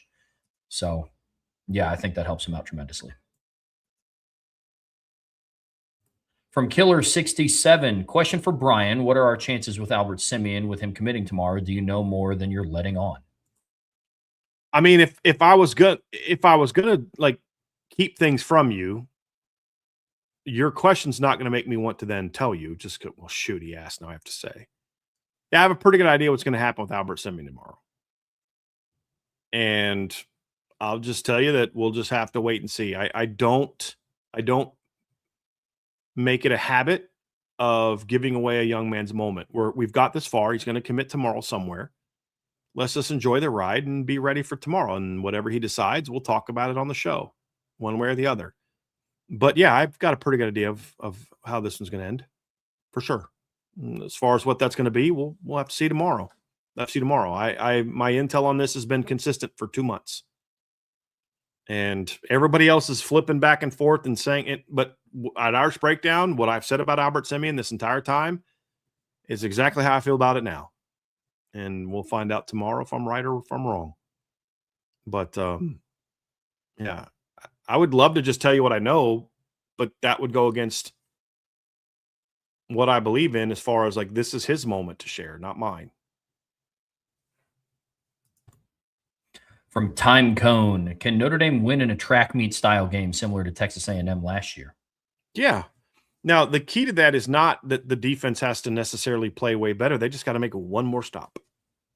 And that's really what it comes down to. You're going to have an off game on defense, or someone's just going to match up great with you, or someone's just going to be playing out of their minds. You're in the championship game, and Dante Moore is like fitting balls into windows. You're like, dude, I don't even know how to tell my guys to defend that. Leonard's in great position. He just made a throw that literally is indefensible, and his receivers are just making great catches. I mean, that coordinator we were up against he was in his bag today. That's going to happen. That happens to the best of teams. You've just got to be able to say, hey, we just need to make this one stop. And then the offense needs to say, we got to put this one drive together. Can you do that? That's what champions have had to do. I mean, Indiana had to do that last year. I mean, against Miami. Ohio State had to do that 2 years ago against Texas. You need one more yard, Longhorns. Buckeyes. We can't let them go one more yard. Guess who won that one? Ohio State won that one. That was the path to the championship. So you're going to have those moments. I would say it's more likely that they get into a situation where it's a lower scoring game that somebody's got to make a play, like the Miami game last year. But can they win a track meet? Of course they can win a track meet. I mean, you think about last year's game and you look at who was on the field against A&M in that game. I'm not making excuses. I'm just pointing out a fact of who wasn't on the field in certain situations compared to what will be the case this year. Yeah. You'd also like to have officials like actually call holds when a guy gets dragged down from behind on a 4th down and goal from the whatever yard line. But hey, them's the breaks. But don't commit the pass interference that was unnecessary on 3rd down, and you're in a different situation. So can they win that? Yeah. Do I think any team wants to get into a track meet? No. But at the end of the day, it just comes down to, if you're going to get into the woes, you got to make the one extra stop in that game. And I think this is a team capable of that. Yeah, without a doubt. I mean, any game like how Notre Dame lost against Texas A&M, there's multiple things on offense, defense, and special teams that you could point to of if this just didn't happen. Mm-hmm. And defense is obviously going to take the brunt of that force because they were the last unit on the field. And I get it entirely. But what if Notre Dame on the drive that CJ throws the interception where he's trying to fit it to Jadarian Price, they go down and score that drive? What if Tyler Buckner successfully holds an extra point? Like, you know what I mean? It's so you could play a lot of those, but can Notre Dame win a track meet style game? Absolutely. From Jay Melvin, Brian, you've said a few times Notre Dame would have had a chance to beat IU last year after what they did to Alabama and Oregon. What gives you that confidence? Notre Dame's not Alabama or Oregon. I mean, this is the thing that you have to understand, Jay Melvin, in football, is it doesn't matter what a team did to this team or that team. It's about how a team matches up with you. Alabama sucked. We try as far as the playoff caliber team. We told you guys that last year. We told you before the game they were going to get smoked by Indiana because they weren't good. Because he and I have eyeballs, and we have a beyond 5th grade level of understanding of football. And anyone that had a beyond a 5th grade level of understanding of football and had actual eyeballs that worked, even as poorly as mine work, could have watched film and say, that team doesn't belong on the field against that team. I don't even think some Alabama fans that are honest were shocked by what happened last year. Alabama wasn't very good, and Indiana was very good. Oregon chokes in big games constantly. That shouldn't have surprised anyone. And Oregon did things that you're like, even in Notre Dame's worst days, they didn't do things as dumb as what Oregon did in that game. They choked. That's what Dan Lanning's teams do. But at the end of the day, none of that has anything to do with Notre Dame. It's about matchups. And the what I said to you is I think they could have beat Indiana. I've never said they would have dominated Indiana. And the way I look at it is I think Notre Dame's run defense would have been able to slow Miami to the Indiana run game down, which then would have put the game onto Fernando Mendez's shoulders more so than what was there before. And I think that's kind of where Notre Dame wants to be. Because if you think about it, Notre Dame is a top 5 team in college football last year in passes defense per game because they were disruptive, much more disruptive down the stretch. And then it comes down to, okay, could Notre Dame have been able to protect CJ Carr and get the run game going against Indiana, that would have been a tougher test. Much tougher test. That would actually been more of my concern than would the defensive stepped up, because I think Indiana's defense was a bigger reason they won a title last year than their offense was. The offense gets all the love because of the quarterback, but I think the defense is the reason they won a title last year. And I think Notre Dame would have been able to, they would have had some very favorable matchups. D'Angelo Pons is a stud. I think he would have had a tough time in some of his matchups against Malachi Fields. And I think their other corner, Sharp, would have had some issues in his matchup with the Malachi Fields. I think Eli Raridan could have made some plays in that game. That was a matchup that we saw. I think Notre Dame would have been able to make enough plays in the pass game, which like they did the year before, to be able to move the ball. And I think Notre Dame would have been able to run the ball a little better against Indiana, because Notre Dame's run game was not built on power the way that Miami's run game is, the way that Oregon's run game was to a degree. Oregon also had a much softer offensive line. Notre Dame was much more of we're an athletic team, so let's use that to our advantage. And that's what hurt Indiana the year before. The stretch stuff, the stuff where you get moving, get that lateral, kind of fast swipe, that lateral displacement, and then let your running backs hunt for openings. And that's what I think they would have done in that game. And I think that's why they would have had a chance to beat Indiana. And if you want to compare what they did to Alabama and Oregon, why would you not want to compare them to the team that we actually saw Notre Dame play against in Miami? Much more competitive game. That would have told us a better test than what one team that didn't belong did, and then what another team that does nothing but choke in these stages does. Oregon has choked each of the last two, got their brains beat in each of the last 2 years in the playoffs. So I don't really care what they do. I don't hold Notre Dame to the Oregon standard. I don't hold Notre Dame to the Alabama standard. Not this Alabama. So it's more so about matchups, Jay Melvin, and I think that Indiana would have presented some tough matchups for Notre Dame, but I think Notre Dame presented some even tougher matchups for Indiana than anybody else would have in the playoffs. That's my 2 cents on it. And that's why I think Notre Dame would have had a chance to beat Indiana.